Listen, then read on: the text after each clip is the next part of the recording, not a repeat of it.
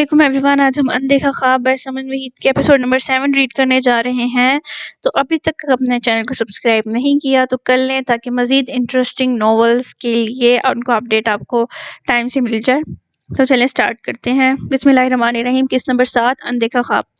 Hospital کا corridor سرخ پڑا تھا، سوائے اکا دکا لوگوں کے یہاں اور کوئی نہ تھا۔ دور دور ابھی بھی اذانیں ہو رہی تھیں۔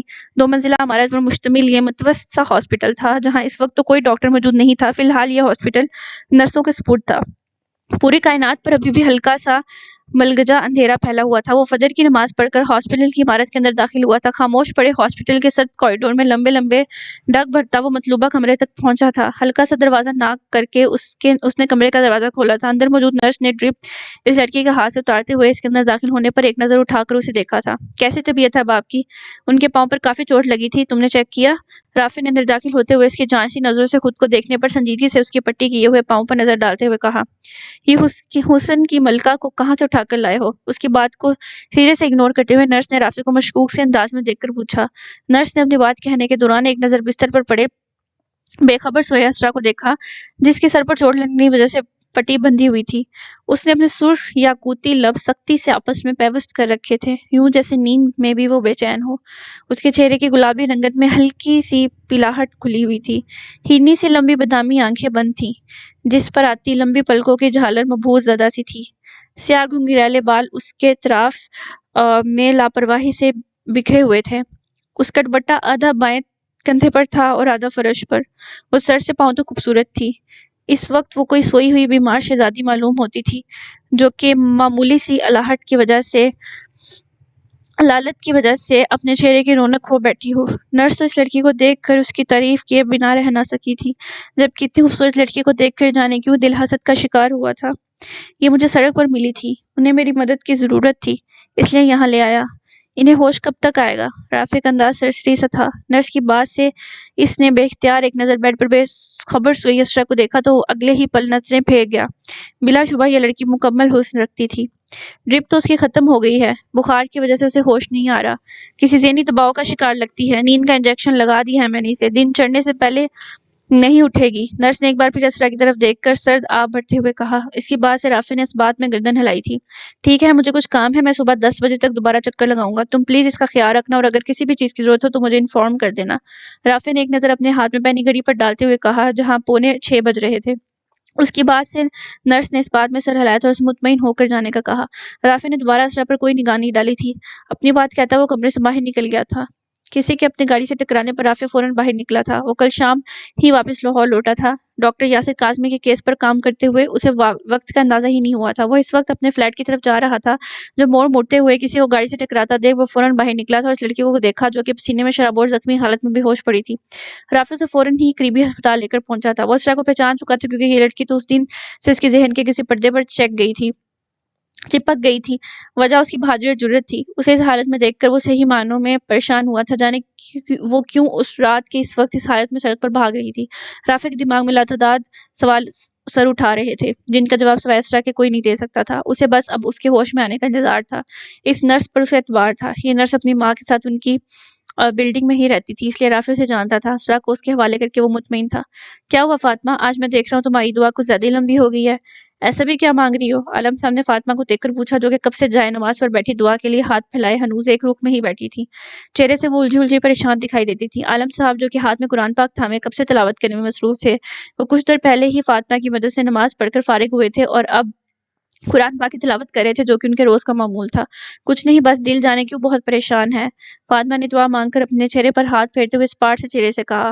چہرے سے جھلکتی اداسی بڑی واضح تھی۔ عالم صاحب نے بغور چہرہ اٹھا کر ان کا یہ انداز دیکھا تھا۔ خیریت؟ کسی بات کی پریشانی ہے؟ مجھے شیئر نہیں کرو گی؟ عالم صاحب نے نرمی سے مخاطب کرتے ہوئے کہا جبکہ اس دوران وہ اپنا سپارہ مکمل کرنے کے بعد قرآن پاک پر غلاف چڑھانے لگے تھے۔ اسرا کو لے کر بہت برا خواب دیکھا ہے میں نے، تب سے دل کو ایک بے چینی نے جکڑ رکھا ہے۔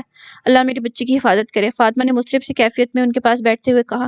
آمین، بس اتنی سی بات ہے؟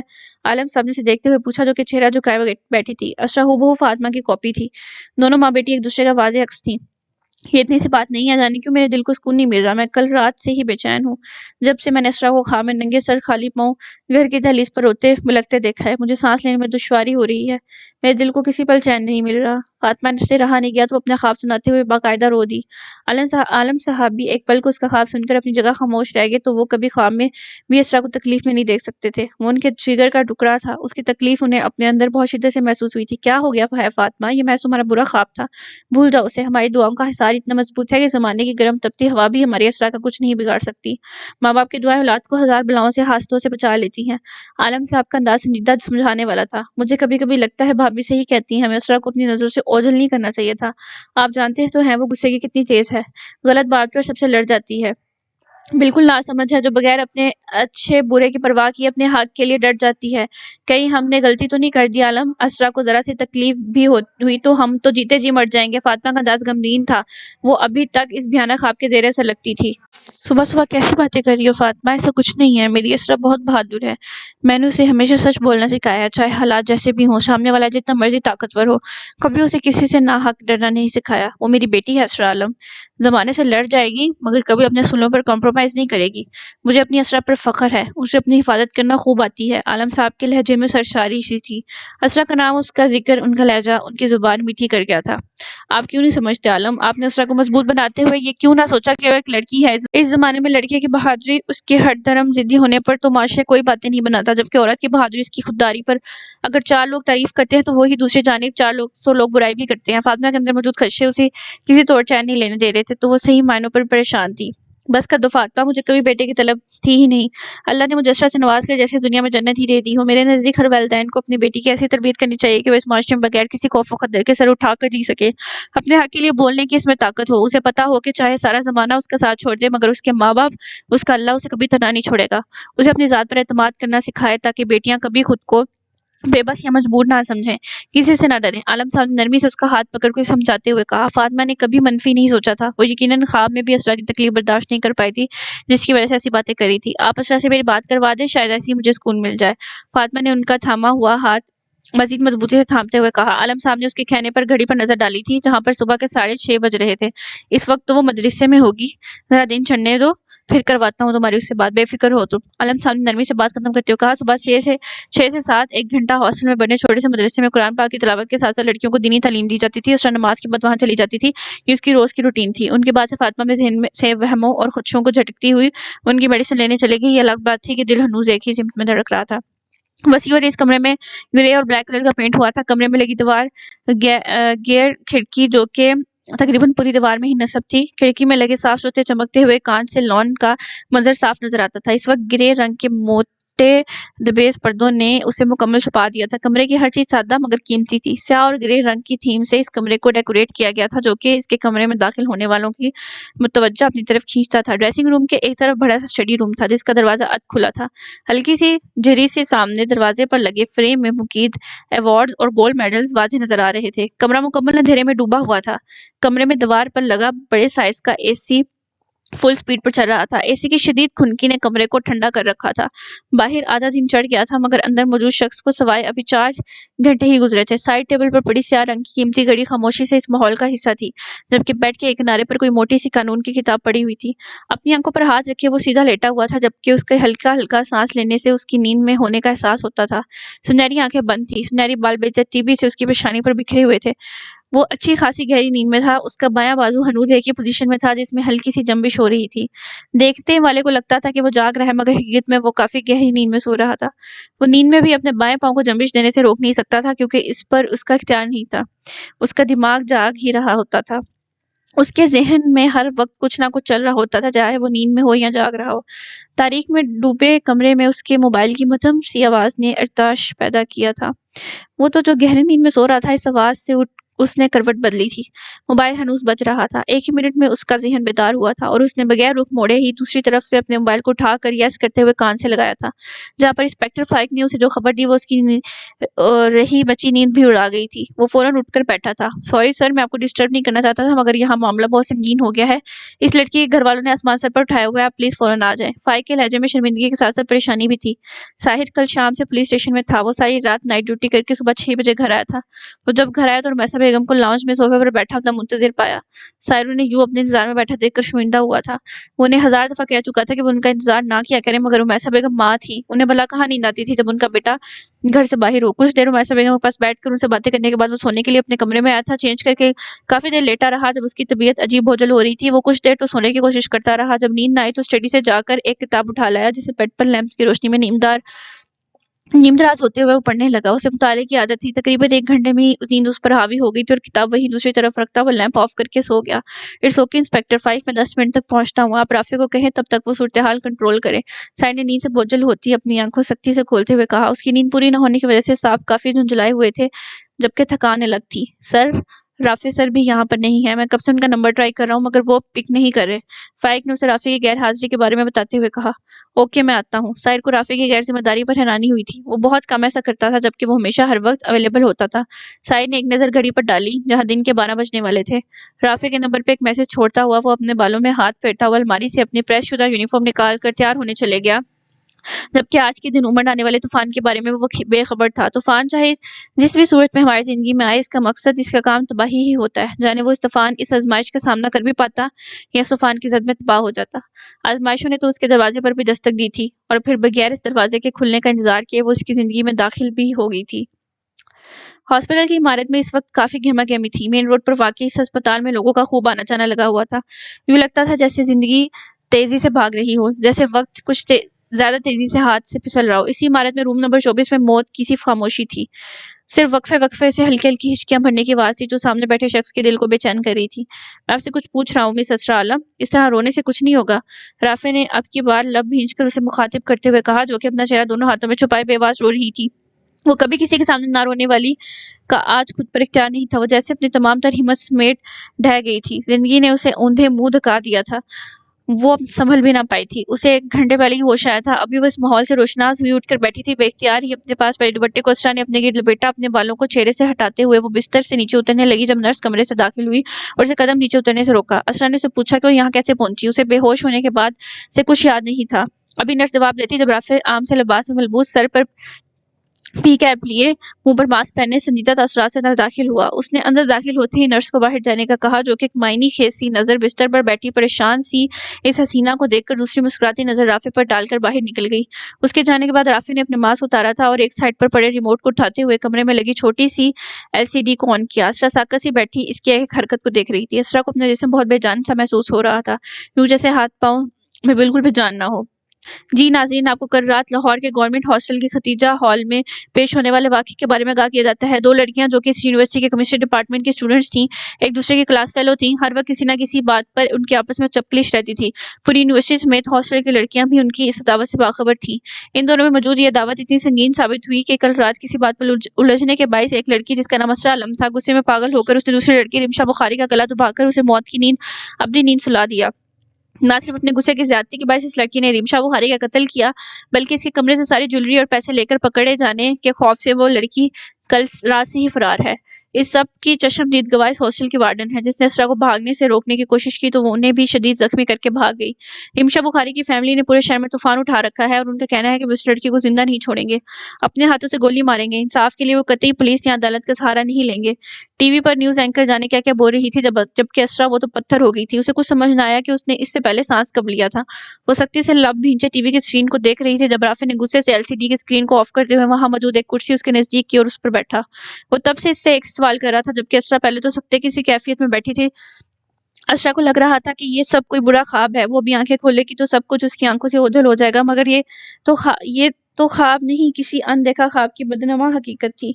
साकर ठहरी हुई बदामी आंखों से बारिश की पहली बूंद गिरी थी, जिसके बाद जब्त का बंधन टूटता चले गया। अपनी किस्मत की इतनी सितम ज़रीफी पर वो फूट फूट कर रो दी। उसे लगा वो किसी अंधेरे कुएं में जा गिरी हो, जहां से वो कभी बाहर नहीं निकल सकती हो। मिस असरा आलम, आप मुझे कुछ बताना पसंद करेंगी, या आप थाने चलकर ही अपनी जुबान खोलने का इरादा रखती हैं? आपके खिलाफ अरेस्ट वारंट जारी कर दिया गया है। पुलिस आपकी तलाश कर चुकी है। रिमशा बुखारी, जिसका आपने मर्डर किया है, उसके घर वाले आपके खून के प्यासे बने गली गली मोहल्ले मोहल्ले में आपको ढूंढ रहे हैं। राफे ने अब की बार बगैर किसी नरमी के स्पाट चेहरे से اپنی ایک ایک بات پر زور دے کر کہا۔ اسے جانے کیوں یہ سب حقیقت جھوٹ لگ رہی تھی، کیونکہ اسرا کی حالت دیکھ کر کوئی بھی نہیں کہہ سکتا تھا کہ وہ قتل جیسا فعل انجام دے سکتی ہے۔ وہ جو حواس کھونے کو تھی، اس کے منہ سے خود پر قتل کا الزام سن کر جیسے اسرا تڑپ گئی تھی۔ اس نے جھٹکے سے سر اٹھا کر اسے دیکھا، جو کہ اسے ہی دیکھ رہا تھا۔ میں نے کسی کو نہیں مارا، یہ سب جھوٹ ہے، مجھے پھنسایا جا رہا ہے، میں کبھی ایسا سوچ نہیں سکتی۔ اسرا کا لہجہ کمزور تھا، جبکہ اس کی آنکھوں میں نظر آتی سچائی اتنی واضح تھی کہ رافع کو اپنے خدشے درست ہوتے لگے۔ تو پھر یہ سب کیا ہے؟ کوئی آپ کو کیوں پھنسائے گا؟ یعنی آپ کہنا چاہ رہی ہیں کہ یہ سب جھوٹ ہے، یہ سب آپ نے نہیں کیا؟ رافع نے اس کی بات سے اپنی حیرت چھپاتے ہوئے اپنے سر کو نفی میں ہلاتے ہوئے تفتیشی انداز میں پوچھا۔ اسرا اپنے آنسو صاف کرتی ہوئے اس کی طرف متوجہ ہوئی۔ میں جھوٹ نہیں بولتی، میں کسی کو نہیں مار سکتی، یہ مجھ پر سراسر الزام لگایا جا رہا ہے۔ میں کل رات اپنی جان بچا کر ہاسٹل سے بھاگی تھی، میری جان کو خطرہ تھا۔ اپنی ذات کی صفائی دیتے ہوئے اسرا کی آواز رند گئی تھی۔ اسے اپنی سی آواز کسی کھائی سے آتی ہوئی معلوم ہوئی تھی، جبکہ آنسو ہنوز اس کی آنکھوں سے متواتر جاری تھے۔ رافع نے اس وقت بغور اس کا چہرہ دیکھا تھا، جہاں صرف تکلیف تھی، اذیت تھی، بے بسی تھی۔ اسے یہ لڑکی کہیں سے بھی پہلی ملاقات والی اسرا نہ لگی۔ بہادر، نہ ڈر، یہ تو کوئی اور تھی، قسمت کے ستم ظریفیوں کا شکار، بے بس۔ رافع حد درجہ نرم دل انسان تھا، اسے اسرا کا ایک ایک لفظ سچ لگ رہا تھا۔ اس پر تضاد، وہ کل اسے جس حال میں ملی تھی وہ بالکل خالی ہاتھ تھی، جو کہ اس کی بات پر سچ کی مہر ثبت کر رہے تھے۔ رافع کچھ بولتا جب اس کے پاؤں پر ساحر کی کال نے ماحول میں ارتعاش پیدا کیا تھا۔ زندگی میں پہلی بار رافع نے ساحر کی کال اٹینڈ نہیں کی تھی۔ اپنا موبائل سوئچ آف کر کے اس نے پاکٹ میں ڈالا تھا اور اسرا کی طرف متوجہ ہوا، جو اس وقت کئی کیفیتوں کا شکار تھی۔ 5 منٹ میں اپنے چہرے کو اچھے سے ڈھانپ کر پارکنگ میں کھڑی آف وائٹ کار میں جا کر بیٹھو، میں تمہیں 10 منٹ بعد آ کر جوائن کروں گا۔ رافع نے اپنی گاڑی کی چابی اس کی طرف بڑھاتے ہوئے اپنی گاڑی کا نمبر اسے بتاتے ہوئے اسے محتاط انداز میں یہاں سے نکلنے کو کہا۔ اسرا کی سوالیہ نظریں بے اختیار رافع کی نظروں سے ٹکرائی تھیں۔ پولیس کسی بھی وقت تمہاری تلاش میں آ سکتی ہے، یہ اس جگہ مزید سیف نہیں ہے، جبکہ میں تمہیں سننا چاہتا ہوں، تم مجھ پر اعتبار کر سکتی ہو۔ مجھے نہیں پتا کہ میں کیوں تمہاری مدد کر رہا ہوں، مگر یہ بھی سچ ہے کہ میرا دل مجھے کبھی غلط انسان پر اعتبار کرنے کو نہیں کہتا۔ میں تمہاری ساری بات دھیان سے سنوں گا، ایک ایک لفظ سچ، اور اگر تم نے مجھے ذرا سا بھی دھوکہ دینے کی کوشش کی یا کوئی بھی ہوشیاری کرنے کی کوشش کی تو مجھ سے زیادہ سنگ دل بھی کوئی نہیں، خود تمہیں لے جا کر جیل میں ڈالوں گا۔ اس قدر واضح اور اسپاٹ لہجہ تھا رافع کا کہ اسرا کو سانس لینا مشکل لگا۔ زندگی میں اس نے کبھی کسی کا ایسا لہجہ برداشت نہیں کیا تھا۔ وہ غلط نہیں تھی تو پھر اسے ڈرنا بھی نہیں تھا۔ یہ بات سوچتے ہی اس نے یہ کروٹ گھونٹ بھر لیا تھا اور اس بات میں سر ہلایا۔ کہیں نہ کہیں رافع کا اس دن کیا ہوا اچھا سلوک تھا، جو جانے انجانے میں اس سے امید لگا بیٹھی تھی کہ شاید وہ سچ کا ساتھ دے۔ رافع نے اسے باہر جانے کا کہہ کر گاڑی کی چابی سے تھما کر خود اس نرس کی تلاش میں کوریڈور کی طرف بڑھ گیا، جبکہ اسرا اپنے بے جان ہوئے پاؤں پر وزن ڈالتی بیڈ سے نیچے اتری تھی۔ اس کا جسم بخار سے جل رہا تھا، مگر یہ وقت کمزور پڑنے کا نہیں تھا۔ اپنے دوپٹے سے اچھی طرح اپنا چہرہ ڈھانپ کر وہ کمرے کا دروازہ کھول کر باہر نکل گئی۔ وہ نہیں جانتی تھی کہ وہ صحیح کر رہی ہے یا غلط۔ شاید ڈوبنے سے پہلے وہ یہ آخری کوشش کرنا چاہتی تھی۔ وہ چاہتی تھی کہ وہ اس سچ جسے 1-2 دن اپنے اندر دفن کر کے اس نے اتنی بڑی قیمت چکائی تھی، اپنی عزت، اپنی جان کو داؤ پر لگا دیا تھا، وہ اچھے سے جانتی تھی کہ اس وقت اگر پولیس اسے پکڑ لے گی تو اس کے ماں باپ عدالتوں کے چکر نہیں کاٹ سکیں گے، اس کے پیچھے بھاگ دوڑ نہیں کر سکتے، جبکہ رمشا کی فیملی تو بہت سٹرونگ تھی۔ ممکن تھا کہ وہ اس سے پہلے اس غلط فہمی میں اسے مار دیتے، جبکہ ان سب کے پیچھے جو تھا وہ تو سکون سے اپنے گھر میں بیٹھا تھا۔ اسرا اسے بے نقاب کرنا چاہتی تھی، وہ سچ بولنا چاہتی تھی، وہ سچ جو اس سے پہلے ہی سب کو چھین چکا تھا، اس بات سے بے خبر کہ سچ بولنے والوں کو بہت بڑی قیمت چکانی پڑتی ہے۔ یا میرے خدا، اس لڑکی نے تو ہمیں کہیں کا نہیں چھوڑا، بدنام کر کے رکھ دیا۔ اب تو تمہیں سکون مل گیا ہوگا عالم، کتنا سمجھایا تھا ہمیں تمہیں کہ اکیلی جوان جہان لڑکی کو اپنی نظروں سے اوجھل نہ کرو۔ آج کل کے حالات صحیح نہیں ہے، مگر تم لوگ تو ہمیں اپنا دشمن سمجھتے ہو۔ اب دیکھ لو اپنی لڑکی کو ڈھیل دینے کا انجام۔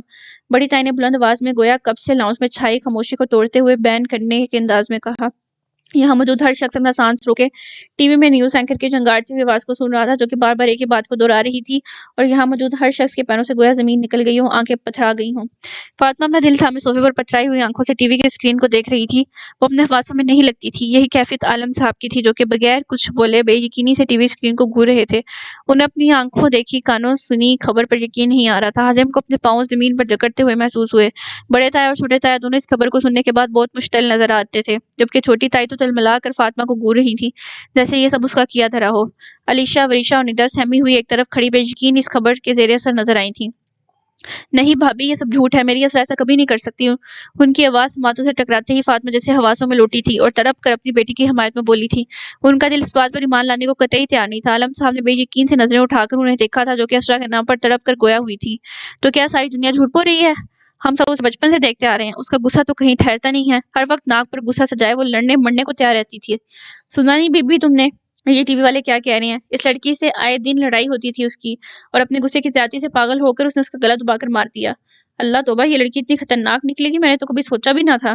بڑی تائی نے تنفر سے فاطمہ کو دیکھ کر بلند آواز میں کہا، جھوٹ بول رہے ہیں یہ لوگ، میری اسرا کبھی ایسا نہیں کر سکتی، انہیں کوئی غلط فہمی ہوئی ہوگی۔ فاطمہ نے اپنی جگہ سے کھڑے ہوئے کمزور سے لہجے میں کہا۔ اس کی آنکھیں جو کہ یکا یک نمکین پانیوں سے بھری ہوئی تھیں، بار بار سامنے کا منظر دھندلا رہی تھی۔ اسرا کا غصہ اسے اس مقام پر لے آئے گا ہم نے کبھی سوچا نہیں تھا۔ زمانے میں بدنام کر کے رکھ دیا اس لڑکی نے ہمیں، پورے شہر میں ہماری عزت کا جلوس نکال دیا۔ ہمارے گھر کی عورتوں کی خبر اب ٹی وی پر آئے گی؟ یہ دن دیکھنے سے پہلے ہم مر کیوں نہ گئے؟ بڑے تائی نے عالم صاحب کو دیکھتے ہوئے تیز لہجے میں کہا۔ ان کا بس چلتا تو وہ خود اسرا کے گردن مروڑ دیتے، جس کی وجہ سے ان کے خاندان کو ٹی وی پر بدنام کیا جا رہا تھا۔ عالم صاحب ہنوز ساکت بیٹھے تھے، انہیں دیکھ کر لگتا تھا کہ وہ گہرے صدمے کی زد میں ہو۔ اسرا کے لیے اب اس گھر میں کوئی جگہ نہیں ہے، وہ جو کرتوت اس نے کیے ہیں پورے شہر میں ہمیں رسوا کر کے رکھ دیا۔ اس کے بعد اس گھر میں اس کے لیے بالکل گنجائش نہیں نکلتی۔ اب اس گھر میں پولیس آئے گی، سارا محلہ سارا شہر ہم پر تھو تھو کرے گا، صرف اور صرف تمہاری بیٹی کی وجہ سے۔ عالم، چھوٹے تائی کا غصہ بھی آسمان کو چھو رہا تھا۔ اپنی بیٹی پر ان سب کا اعتبار دیکھ کر فاطمہ کے آنسوں میں مزید روانی آئی۔ خدا کے لیے آپ سب تو اس طرح نہ کہیں، آپ سب تو اس کے اپنے ہیں، اسے جانتے ہیں، وہ مشکل میں ہے، اسے ہماری ضرورت ہے، میری بیٹی وہاں تنہا ہے، پلیز بھائی صاحب میری اسرا کو ڈھونڈیں۔ فاطمہ نے روتے ہوئے باقاعدہ بڑے تائی کے سامنے ہاتھ ہی جوڑ لیے تھے۔ بڑی تائی نے نخوت سے کھا جانے والی نظروں سے فاطمہ کو دیکھا تھا۔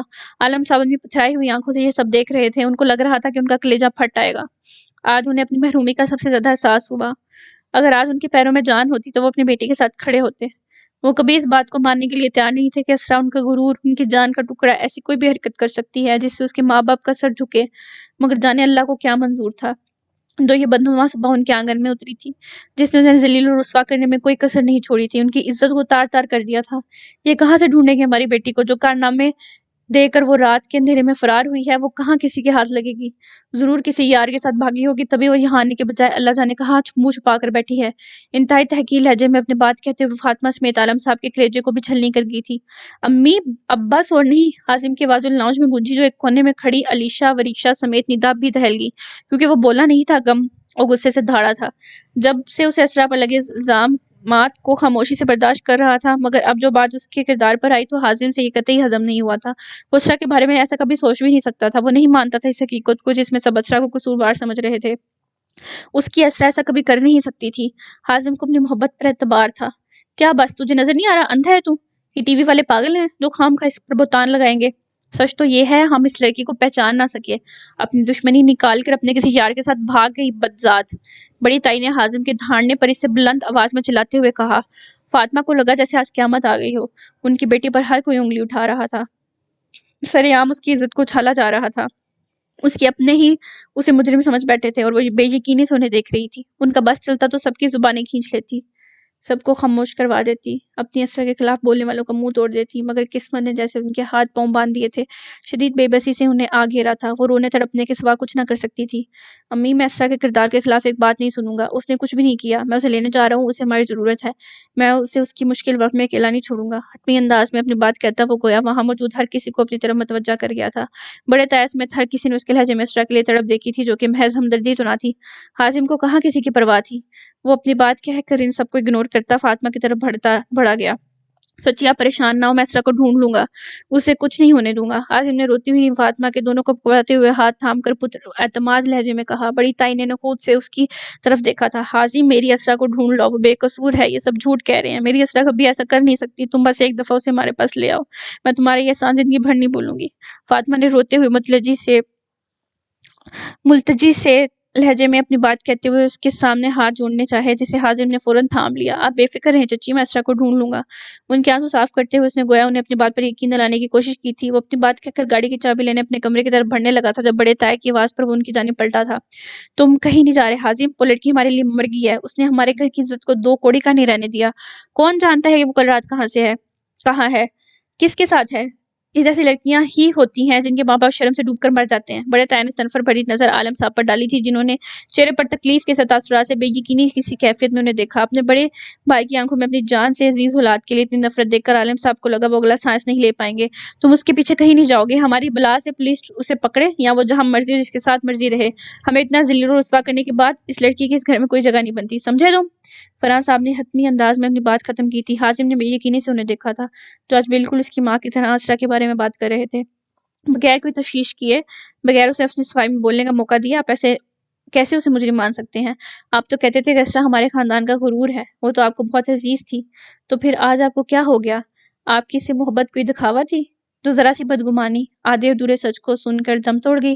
حازم نے بے یقینی سے اپنے باپ کو دیکھتے ہوئے کہا، جو کہ ہمیشہ اسرا کے ٹاپ کرنے پر فخر سے کہا کرتے تھے کہ وہ ان کے خاندان کا غرور ہے، اس سے محبت کرتے تھے۔ تب تھوڑی مجھے پتا تھا کہ وہ یہ گل کھلائے گی۔ ہمارے باپ دادا کے برسوں کی عزت کو ایک پل میں مٹی میں ملا دیا اس لڑکی نے۔ میں اسے کبھی اس گھر کی دہلیز پار نہیں کرنے دوں گا۔ فرحان صاحب نے تنفر سے عالم اور فاطمہ پر ایک نظر ڈالتے ہوئے کہا۔ بڑی تائی تو سکون سے یہ منظر دیکھ رہی تھی، انہیں اپنا کام ہوتا بہت آسان لگا۔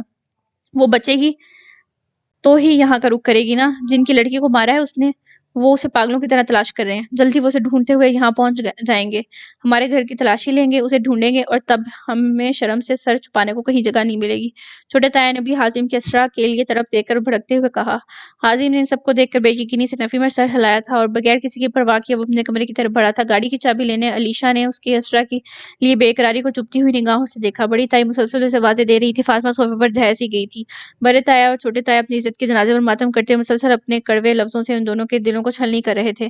بڑی تائی نے بھی حازم کی ہٹ درمی کو دیکھ کر اسرا کو کوسنا شروع کر دیا تھا۔ اس فضا میں دو لوگوں کا دم بری طرح گھٹنے لگا۔ عالم صاحب کو اپنے سینے سے درد کا سیلاب اٹھتا محسوس ہوا۔ ان کے بائیں بازو کو جیسے کسی نے کھینچ کر ان کے دھڑ سے علیحدہ کر دیا ہو۔ اپنے پہلو سے شدید تکلیف اٹھتے ہی انہوں نے بے اختیار اپنا بازو تھاما تھا۔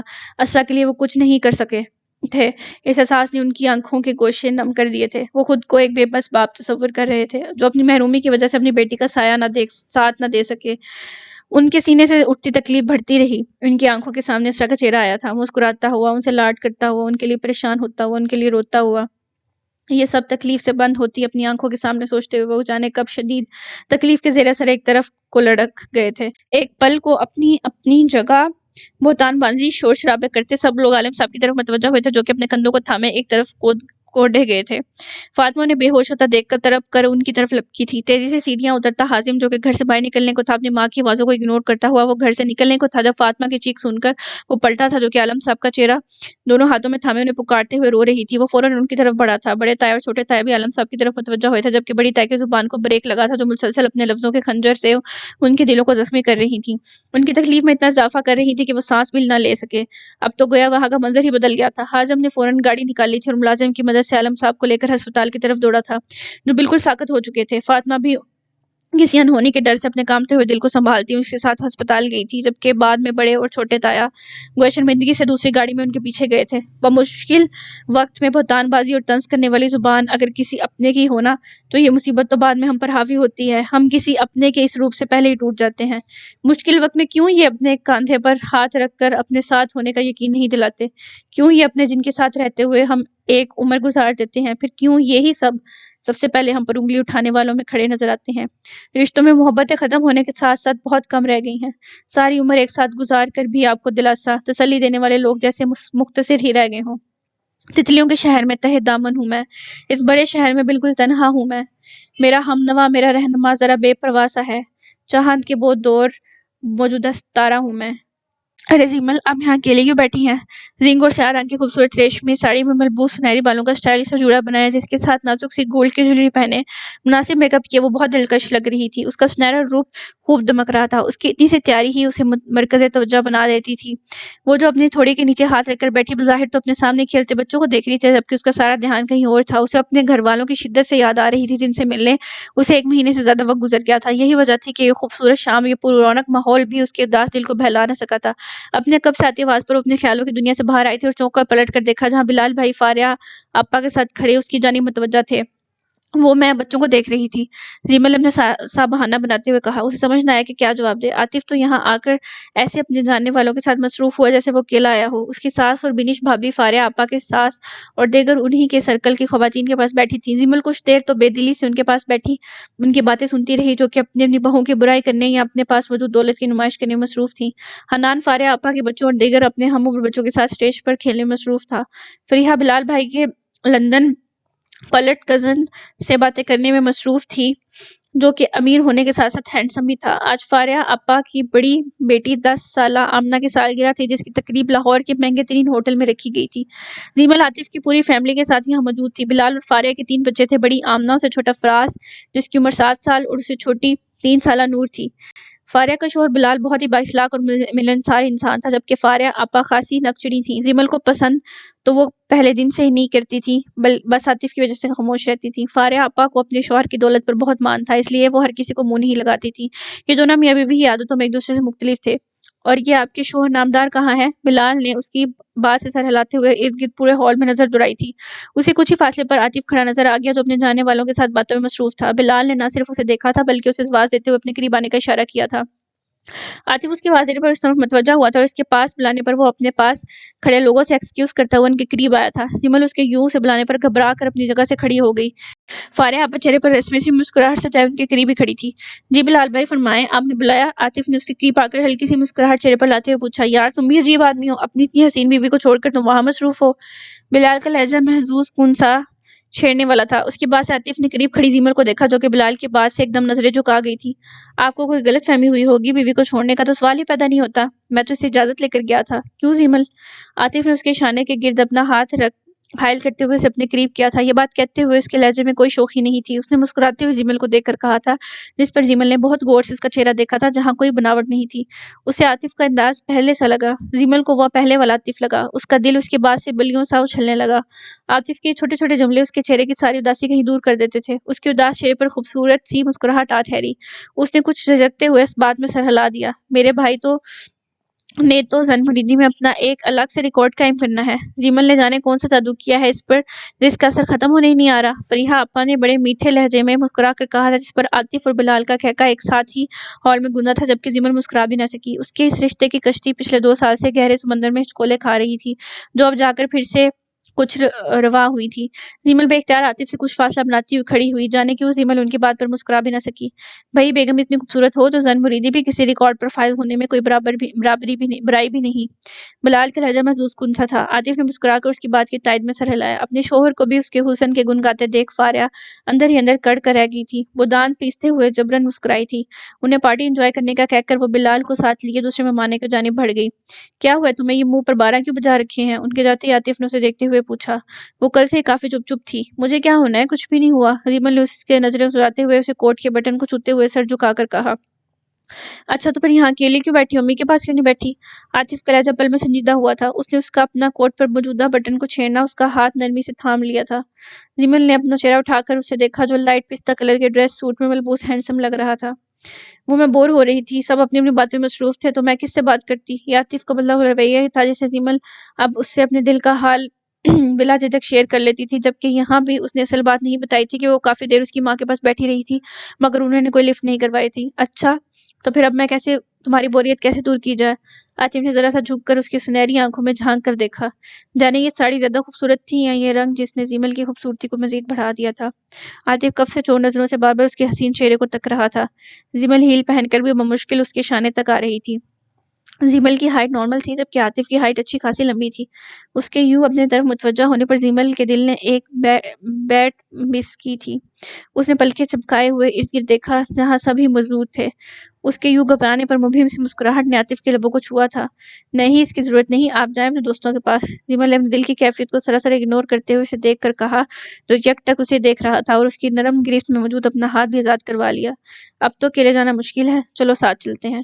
اس کی کان کے لوں میں چمکتے چھوٹے سے ایئرنگ کو چھیڑتے ہوئے اس نے دل فریب سے لہجے میں کہا۔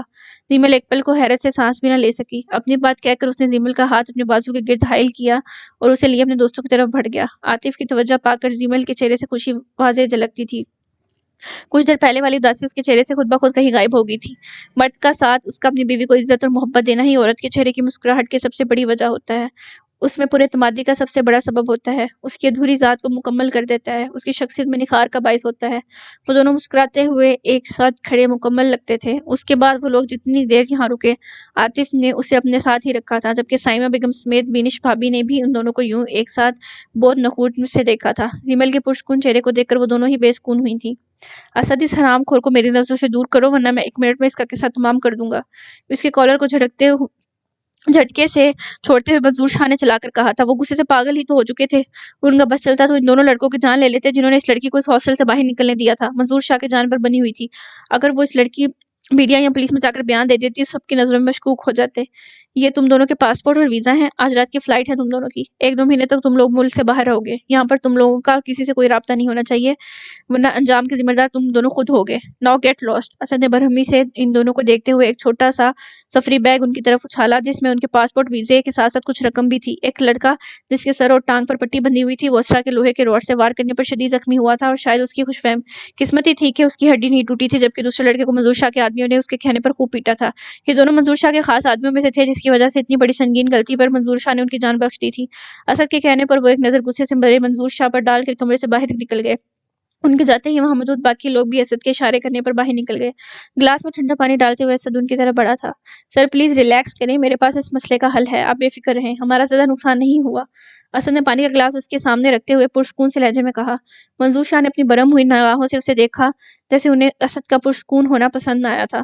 انہیں اپنی جانب سوالیہ نظروں سے تکتا پا کر اسد نے بولنا شروع کیا۔ سر آپ بے فکر رہیں، اس لڑکی کے ساتھ آگے کنواں پیچھے کھائی والا حساب ہوا ہے، اب دیکھیے نا، ہمارے آدمیوں سے بچ کر بھاگی تو اب ایک لڑکی کی مرڈر کا الزام اس کے سر پر ہے۔ وہ لڑکی خود ایک نئی مشکل میں پھنس چکی ہے۔ اس کا اور اس لڑکی کا اپنا کلیش اتنا زیادہ تھا کہ اس کے کمرے سے لڑکی کی لاش برآمد ہوتے ہی سب نے اسے قاتل مان لیا۔ اس لڑکی کو آج نہیں تو کل پولیس ڈھونڈ کر گرفتار کر لے گی، کوئی اس کی بات پر یقین نہیں کرے گا کیونکہ اس کے پاس کوئی ثبوت نہیں ہے، اور عدالت ثبوت مانگتی ہے۔ اب چونکہ یہ لڑکی ہمارے راز سے واقف ہے تو اسے زندہ تو ہم چھوڑ نہیں سکتے، اسے کہ گرفتار ہونے میں ہی اس کا کام جیل میں ہی تمام کر دوں گا، اور اگر ہم سے پہلے اس لڑکی کے خاندان والوں کے ہاتھ لگی تب بھی اس کی موت پکی ہے، اس لیے ہمارا کام تو دونوں طرح سے ہو جائے گا۔ ہم اپنا تیر فضا میں چھوڑ چکے ہیں، اب بس شکار کرنے کی دیر ہے۔ اسد نے محظوظ کن سی مسکراہٹ چہرے پر لاتے ہوئے خاموشی سے اسے ساری بات بتائی۔ اس کی بات سے منظور شاہ کے چہرے کے تاثرات ڈھیلے پڑے تھے۔ اس نے متاثر کن نظروں سے اسے دیکھا تھا۔ ویری گڈ اسد، اس لڑکی نے 2 دن میں ہمارا جینا حرام کر کے رکھ دیا ہے، اپنے آدمیوں کو اس شہر میں پھیلا دو، یہ لڑکی پولیس اور امشا بخاری کے خاندان سے پہلے ہمارے ہاتھ لگنی چاہیے۔ اسے اس کی بہادری پر شاباش دینے کو دل چاہ رہا تھا، جبکہ موت تو اس کے ہمارے ہاتھوں میں طے ہے۔ صفاقی سے اپنی بات کہتے ہوئے اسد کی طرف دیکھ کر پورے اسرار مسکراہٹ کے ساتھ مسکرائے تھے، جس پر اسد ان کی بات سمجھتا ہوا خباثت سے مسکرا دیا۔ کچھ دیر بعد اسد ان سے اجازت لیتا ہوا کمرے سے باہر نکل گیا اور پیچھے وہ سلگار جلاتے ہوئے اسے پینے لگے۔ پورے کمرے میں سگار کا دم گھون دینے والا دھواں پھیلتا جا رہا تھا، اور وہ خود کسی گہری سوچ میں ڈوبے معلوم ہوتے تھے۔ وہ یہاں نایاب کا پرس لینے آئی تھی۔ اس لائبریری کے 2 دروازے تھے، ایک مین دروازہ تھا جو کہ عام طور پر سبھی استعمال کرتے تھے، اور ایک اس لمبی لائبریری کے آخری سرے پر تھا جو کہ چھوٹے قد کا تھا، زیادہ بڑا نہ تھا۔ اسرا جو کہ دوسری طرف سے آ رہی تھی، اسے یہ دروازہ نزدیک لگا۔ وہ کل سے اس ڈپارٹمنٹ کے سارے انتظامات سنبھالے ہوئے تھی، اس لیے اس کے پاس اس ڈور نما چھوٹے دروازے کی چابی تھی جو کہ زیادہ تر بند ہی رہتا تھا۔ اسرا اپنی دھن میں مگن تیزی سے چابی سے لاک کھولتی اندر داخل ہوئی اور اپنے پیچھے دروازہ بند کرتی ہوئی اندر کی طرف بڑھی۔ مختصر سا کوریڈور پار کر کے وہ لائبریری میں داخل ہوئی۔ اس کی متلاشی نظریں نایاب کا پرس ارد گرد تلاش کری تھی۔ لائبریری میں مدھم سے روشنی تھی، ساری لائٹس تقریباً بند ہی تھی۔ جب مین دروازے کے پاس سے آتی روشنی وہاں کی لائٹس آن ہونے کا ثبوت دیتی تھی، اسرا کو وہاں کسی کی موجودگی کا احساس ہوا۔ دوسرا مدھم اور گھٹی گھٹی آواز میں چلانے کی آواز اس انسان لائبریری کی خاموشی میں ارتعاش پیدا کر رہی تھی۔ وہ ایک دم الرٹ ہوئی تھی، باہر اس حصے میں کوئی نہیں تھا تو پھر یہاں کون ہو سکتا تھا؟ ذہن میں سوال آتے ہی اسرا بغیر چاپ کیے چھوٹے چھوٹے قدم بھاگتی آگے بڑھی۔ وہ ابھی چند قدم آگے بڑھی تھی جب اسے ڈاکٹر یاسر کاظمی مشتعل سے کسی بات پر منظور شاہ سے الجھتے ہوئے نظر آئے۔ تجسس و حیرت کے مارے اسرا وہیں اس کتابوں کے ریک کی اوٹ میں چھپی تھی تاکہ وہ اسے دیکھ نہ سکے۔ منظور شاہ کاپی ڈاکٹر صاحب کے پیچھے کھڑا تھا، جبکہ منظور شاہ انگلی اٹھا کر کسی بات پر ڈاکٹر یاسر کاظمی پر بھڑک رہے تھے۔ ان کو یوں الجھتے دیکھ اسرا کو معاملے کی سنگینی کا احساس ہوا۔ اسرا نے قدرے ریک کے پیچھے چھپتے ہوئے ان کی گفتگو سننے کی کوشش کی۔ پکڑے جانے کے خوف سے اس کے چہرے پر پسینے کی ننھی سی بوندیں نمودار ہوئی تھیں، کیونکہ انہیں دیکھ کر لگتا تھا کہ وہ کسی ذاتی طرز پر سنجیدہ گفتگو میں مصروف تھے۔ اسرا نے ایسے کبھی چھپ کر کسی کی گفتگو نہیں سنی تھی، مگر یہاں کوئی اور نہیں اس کا آئیڈیل تھا، ڈاکٹر یاسر کاظمی، جس کی وہ بہت بڑی فین تھی۔ وہ لوگ اس کی موجودگی سے قطعی لاعلم تھے، بلکہ انہیں تو اس کے داخل ہونے کی بڑک بھی نہیں تھی۔ شاید وہ کسی کی یہاں موجودگی متوقع نہیں کرتے تھے، یا انہیں اپنے کیے گئے انتظام پر، اپنے پلان پر پورا اعتبار تھا، اور کہ ان کے علاوہ کوئی یہاں غلطی سے بھی نہیں آ سکتا۔ مگر کچھ لوگوں کی بدقسمتی انہیں خود موت کے کنویں میں لے آتی ہے، جیسے آج اسرا عالم کی بدقسمتی اسے یہاں لے آئی تھی جسے وہ بے خبر تھی۔ میں نے تمہیں اتنا سمجھایا تھا کہ میرے راستے میں مت آؤ، میرے دھندے میں ٹانگ مت اڑاؤ، یہ کرسی صرف میری ہی ہوگی۔ مگر نہیں، کچھ لوگوں کی عزت راست نہیں آتی، انہیں اپنی جان پیاری نہیں ہوتی، انہیں لگتا ہے کہ اگر یہ حق اور سچ کے لیے آواز نہیں اٹھائیں گے تو دنیا سے مظالم کو تو ختم ہی نہیں ہوں گے۔ مگر یہ لوگ یہ کیوں نہیں سمجھتے کہ سب سے زیادہ پاور پیسے کی ہوتی ہے؟ پیسے اس دنیا کی ہر چیز پر حاوی ہو جاتے ہیں۔ مجھے افسوس ہے کہ ہماری دوستی بہت مختصر رہی، مگر خیر، اس کھلی فضا میں آخری بار سانس لے لو، کیونکہ یہ تمہاری زندگی کے آخری لمحات ہیں۔ منظور شاہ جو کہ کب سے کسی بات پر غصے سے بھڑک رہا تھا، اس نے اب کی بار افسوس کے سے انداز میں اپنی بات کہی۔ ڈاکٹر یاسر کاظمی کے چہرے کا اطمینان ہنوز قائم ہوا۔ اس کی اس دھمکی پر اسرا کو اپنی پیشانی مزید پسینے سے تر محسوس ہوئی تھی۔ یہ سب کیا ہو رہا تھا، اسے کچھ سمجھ نہ آیا۔ تم کون ہوتے ہو کسی کی زندگی اور موت کا فیصلہ کرنے والے؟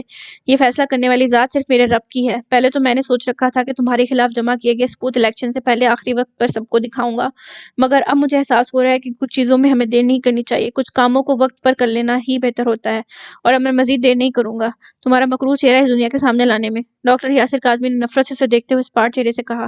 وہ اللہ کے سچے بندوں میں سے تھے جو صرف اللہ کے سوا کسی سے نہیں ڈرتے تھے۔ ان کی بات سے منظور شاہ کا جاندار کہکہ لائبریری میں گونجا تھا۔ اسرا کو اس سے نفرت ہوئی۔ اس نے ضبط سے اپنی مٹھی بھینچی۔ ڈاکٹر صاحب اپنی بات کہہ کر اسے اگنور کرتے ہوئے وہاں سے جانے لگے۔ جب منظور شاہ نے ان کے پاس سے گزرنے پر ان کے شانے پر ہاتھ رکھ کر انہیں روکتے ہوئے ان کے راستے میں حائل ہوا۔ انہوں نے اس کے یوں روکنے پر سوالیہ نظروں سے انہیں دیکھا تھا، جب وہ تاثر اور اتفاق لہجے میں یکدم گویا ہوئے۔ ان کے چہرے کے تاثرات پل میں سپاٹ ہوئے تھے۔ اپنی ایمانداری پر انعام تو لیتے جاؤ، منظور شاہ نے سرد نگاہوں سے انہیں دیکھتے ہوئے کہا، اور اسد کی طرف ہاتھ بڑھایا جس نے انہیں سلنسر لگی ہوئی گن تھمائی۔ اسرا کی آنکھیں خوف سے ابل کر باہر آئی تھیں۔ وہ اپنے ڈوبتے دوپٹے کو سختی سے اپنی مٹھی میں بھینچے جیسے ضبط کر رہی تھی۔ منظور شاہ نے لوڈڈ گن ان کے ماتھے پر عین وسط پر رکھ کر ان کی آنکھوں میں جھانکا جہاں کوئی خوف کوئی تاثر نہیں تھا۔ تو اب ڈاکٹر صاحب کو موت سے بھی ڈر نہیں لگتا؟ منظور شاہ نے اس کے چہرے پر کہیں بھی ڈر و خوف نہ دیکھتے ہوئے تنزیہ نگاہوں سے ان کے مطمئن چہرے کو دیکھ کر کہا، موت تو سب کو ایک نہ ایک دن آنی ہے، اس لیے موت سے مجھے ڈر نہیں لگتا۔ تم مجھے مار دو گے تو سمجھ رہے ہو وہ بچ جاؤ گے؟ میں تو مر کر بھی شاید اللہ کی عدالت میں سرخرو ہو جاؤں، کیونکہ میں نے کبھی برائی کا ساتھ نہیں دیا، تمہارے ساتھ دوستی کی، تو تم میں برائی دیکھتے ہی میں نے اللہ سے اپنے غلط انتخاب کی توبہ کر لی، اپنے ملک کے بچوں کو، نوجوانوں کو اپنے حق کے لیے لڑنا سکھایا، انہیں حق پر ڈٹ کر چلنا سکھایا۔ تم مجھے مار بھی دو گے نا، تب بھی کوئی نہ کوئی یاسر کاظمی دگنی طاقت کے ساتھ تمہارے گناہوں کو، تمہارے اصلی چہرے کو اس دنیا کے سامنے لانے میں تمہارے پیچھے لگ جائے گا۔ تم ابھی صرف میرے رب کی دراز رسی کا فائدہ اٹھا رہے ہو۔ جس دن یہ رسی کھینچ لی جائے گی، یہ زمین تمہارے لیے تنگ پڑ جائے گی۔ ان کے ماتھے پر گن کی نول سے وزن بڑھاتے ہوئے گویا منظور شاہ نے ان کی باتوں سے اپنے اندر اٹھتے شال کو کم کرنا چاہا، جو کہ ان کی باتوں سے مزید بڑا تھا۔ منظور شاہ نے اس کے پیچھے کھڑے اسد کو اشارہ کیا تھا، جس نے برق کی سی رفتار سے جھپٹنے کے اس انداز میں اپنے ہاتھ میں تھاما تیز دھار خنجر ان کی کمر میں گھونپ دیا تھا۔ ڈاکٹر صاحب کی آنکھیں تکلیف کی شدت سے ایک پل کو ابل کر باہر آئی تھیں۔ ان کے باہر کے الفاظ گویا دم توڑ گئے تھے۔ انہوں نے اپنے درد سے ضبط سے سکھ پڑتے چہرے سے پلٹ کر پیچھے دیکھنا چاہا۔ جب اسد نے اتنی ہی تیزی سے وہ خنجر ان کی کمر میں سے باہر کو کھینچا تو گویا وہ ڈر سے لڑکھڑا گئے۔ اس سے پہلے وہ گرتے جب منظور شاہ نے ان کے ماتھے پر رکھی گن کا ٹریگر دبا دیا، درد سے ان کی آنکھیں ہی جیسے باہر آ گئی ہوں۔ خون ان کی پیشانی سے تیزی سے بہنا شروع ہو گیا۔ یہ گولی ان کی کشادہ پیشانی میں سوراخ کر گئی۔ وہ ایک آخری ساکت ہوئے نظر منظور شاہ پر ڈال کر اوندھے منہ زمین پر گر پڑے۔ ایک اور سچ کی آواز اس بند لائبریری کی در و دیوار میں مستقل خاموش کروا دی گئی تھی۔ ان کے گرتے ہی اسد نے ناگواری سے ان کے مردہ ہوئے وجود کو دیکھا تھا، تو وہی منظور شاہ نے حقارت سے ان پر نظر ڈالتے ہوئے زیر لب انہیں گالی دی تھی۔ اپنی گن کو اسد کی طرف بڑھاتے ہوئے وہ اپنا موبائل نکال کر اپنے گارڈز کو کال کرنے لگا تاکہ باہر کا حال جان سکے۔ اب انہیں یہاں سے ہر حال میں محفوظ طریقے سے نکلنا تھا، ایسے کہ کوئی انہیں دیکھ نہ سکے۔ یہ سب ان کے پلان کا حصہ تھا۔ مرکزی ہال سے باہر نکلتے ہی ڈاکٹر صاحب کو ایک ضروری بات کرنے کے لیے روکا تھا۔ باقی سب مہمان دوسری طرف جا چکے تھے، یہی وجہ تھی کہ انہیں کوئی نوٹس نہیں کر پایا تھا، جبکہ ان کے گارڈز ان کے ساتھ تھے۔ گارڈز کو باہر رکنے کا اشارہ کرتے وہ دونوں اندر لائبریری میں داخل ہوئے تھے۔ ڈاکٹر صاحب کے دونوں پرسنل گارڈز کو منظور شاہ کل رات ہی خرید چکا تھا، اس لیے ان کے اندر جاتے ہی وہ خود ہی ادھر ادھر ہو گئے تھے۔ وہاں موجودہ پولیس والوں کا دھیان بٹھانے کے لیے انہوں نے اس فلور پر جھگڑا کروایا تھا تاکہ کوئی بھی اس طرف متوجہ نہ ہو۔ لائبریری کے باہر موجود گارڈز بھی جھگڑے کو دیکھتے ہوئے اس طرف دوڑے تھے، جو کہ سب سوچی سمجھی سازش کے تحت تھا۔ یہ منظر دیکھ کے اسرا کی دبی دبی سی چیخ نکلی تھی۔ اس نے اپنے لبوں کو سختی سے آپس میں پیوست کرتے گویا اپنی چیخ کا گلا گھونٹا تھا۔ اس قدر دردناک موت کو دیکھ کر اس کے ہاتھ پاؤں بری طرح کانپ اٹھے تھے۔ اسے لگا اس کا سانس بھی یہ سب دیکھنے کے بعد بند ہو جائے گا، مگر وہ اپنی سانس لے رہی تھی۔ اس کا دل اتنی زور سے دھڑک رہا تھا کہ اسرا کو لگا اس بھیانک انجام کو دیکھنے کے بعد اس کا دل درد سے پھٹ جائے گا۔ زندگی میں پہلی دفعہ اس کی ایسی حالت ہوئی تھی۔ انسانیت کا اتنا بھیانک روپ اپنے 21 سالہ زندگی میں اس نے پہلی بار دیکھا تھا۔ اس کی دونوں آنکھوں سے آنسو تیزی سے رواں تھے، اس کے ہاتھ پاؤں باقاعدہ کانپ رہے تھے۔ اسی لڑکڑاہٹ میں وہ ریک سے ٹکرائی تھی جب 2-4 کتابیں اس کے ایک ساتھ ریک سے نیچے گری تھیں، اور اسد سمیت منظور شاہ اس طرف متوجہ ہوئے تھے۔ اس لڑکی کو یہاں یوں درا سما دیکھ کر ایک پل کو منظور شاہ کا سارا خون چہرے پر جمع ہوا تھا۔ انہیں گھبراہٹ ہوئی تھی کہ کوئی ان کی یہ ساری کارروائی دیکھ چکا تھا۔ اسد بھی ایک پل کو اسے یہاں دیکھ کر گھبرایا تھا، جبکہ دوسرے ہی لمحے وہ اسرا پر بغیر رکے جھپٹا تھا۔ اسد پکڑو اس لڑکی کو، یہ یہاں سے بچ کر نہیں جانی چاہیے۔ منظور شاہ نے اسد کی اس کی طرف بڑھنے پر وارننگ دینے کے اسے انداز میں کہا، جبکہ ان کا بس نہیں چل رہا تھا کہ وہ اپنے انہی ہاتھوں سے اس لڑکی کی گردن مروڑ دے۔ اتنی بڑی غلطی ان سے کیسے ہو سکتی تھی؟ اسے اپنی طرف بڑھتا دیکھ اسرا میں جانے کہاں سے طاقت آ گئی تھی، وہ اپنے لرزتے ہوئے دل کو سنبھالتی اسے اپنی طرف بڑھتا دیکھ وہاں سے واپس اسی دروازے کی طرف بھاگی تھی۔ وہ دروازے کے قریب تھی جب اسد نے پیچھے سے اس کے بالوں سمیت اسے دبوچ لیا تھا۔ اسرا ڈر سے کرا رہی تھی، وہ رکی نہیں تھی۔ وہاں سے راستے میں پڑی چیئر کو گھما کر اس کی ٹانگ پر مارتی وہ اس کے گرفت سے نکلنے کی مسلسل تگودو میں تھی۔ منظور شاہ نے فوراً اپنے گارڈز کو فون ملایا تھا جو کہ باہر ہی تھے۔ اسرا اس کا چہرہ اپنے ناخنوں سے نوچتی اس کی گرفت ڈھیلی ہوتے ہی وہاں سے دروازے کی طرف بڑھی تھی۔ اسے اس وقت کچھ نہیں سوچ رہا تھا، بس یہاں سے بھاگ جانا چاہتی تھی، قطعی ان کے ہاتھ نہیں لگنا چاہتی تھی۔ وہ اسی تگودو میں بھاگتی ہوئی باہر موجود گارڈز کو اپنی طرف یک بڑھتا دیکھ اندھا دھند بھاگی تھی۔ جب سیڑھیاں چڑھتے ساتھ ہی ساحل سے ٹکرائی تھی، وہ سب گارڈز اور اسد تو اسے ایس پی کے ساتھ دیکھ کر وہیں رک گئے تھے، چھپ گئے تھے۔ اسرا اسے دیکھ کر پہچان گئی تھی۔ ایک پل کو اس کا دل کیا وہ اسے سب بتا دے، مگر وہ تو خود بے ایمان تھا، انہی کا غلام تھا، تو پھر وہ اسے کیسے مدد کی امید کر سکتی تھی؟ اس لیے وہ اسے بھی اگنور کرتی وہاں سے بھاگ گئی، مگر قسمت نے اسے کے در پر لا کر کھڑا کر دیا تھا، اس کے ہاتھوں کی طرف دیکھنے پر مجبور کر دیا تھا، جسے وہ کبھی مدد نہیں لینا چاہتی تھی۔ یہاں اسرا عالم کی بدقسمتی آزمائشوں کا آغاز ہوا تھا۔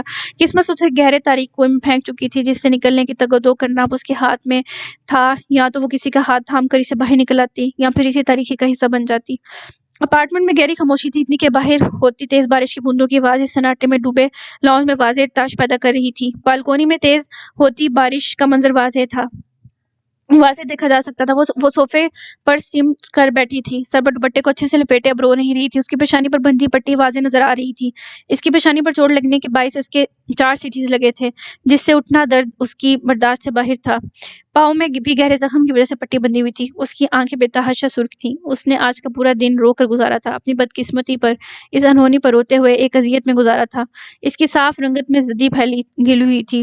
اس کے تیز بخار میں بالکل کمی نہیں آئی تھی۔ وہ بخار سے باقاعدہ ہلکا ہلکا کپا رہی تھی، جسم تو جیسے بے جان ہو گیا تھا، ذہن مفلوج ہو گیا تھا۔ اسرا وہ یوں ہی لاؤنج میں ایک طرف صوفے پر سکڑی سمٹی بیٹھی کسی غیر مرئی نکتے کو گھور رہی تھی جب رافع نے اسے ذرا اونچی آواز میں مخاطب کرتے ہوئے اس کی محویت توڑی۔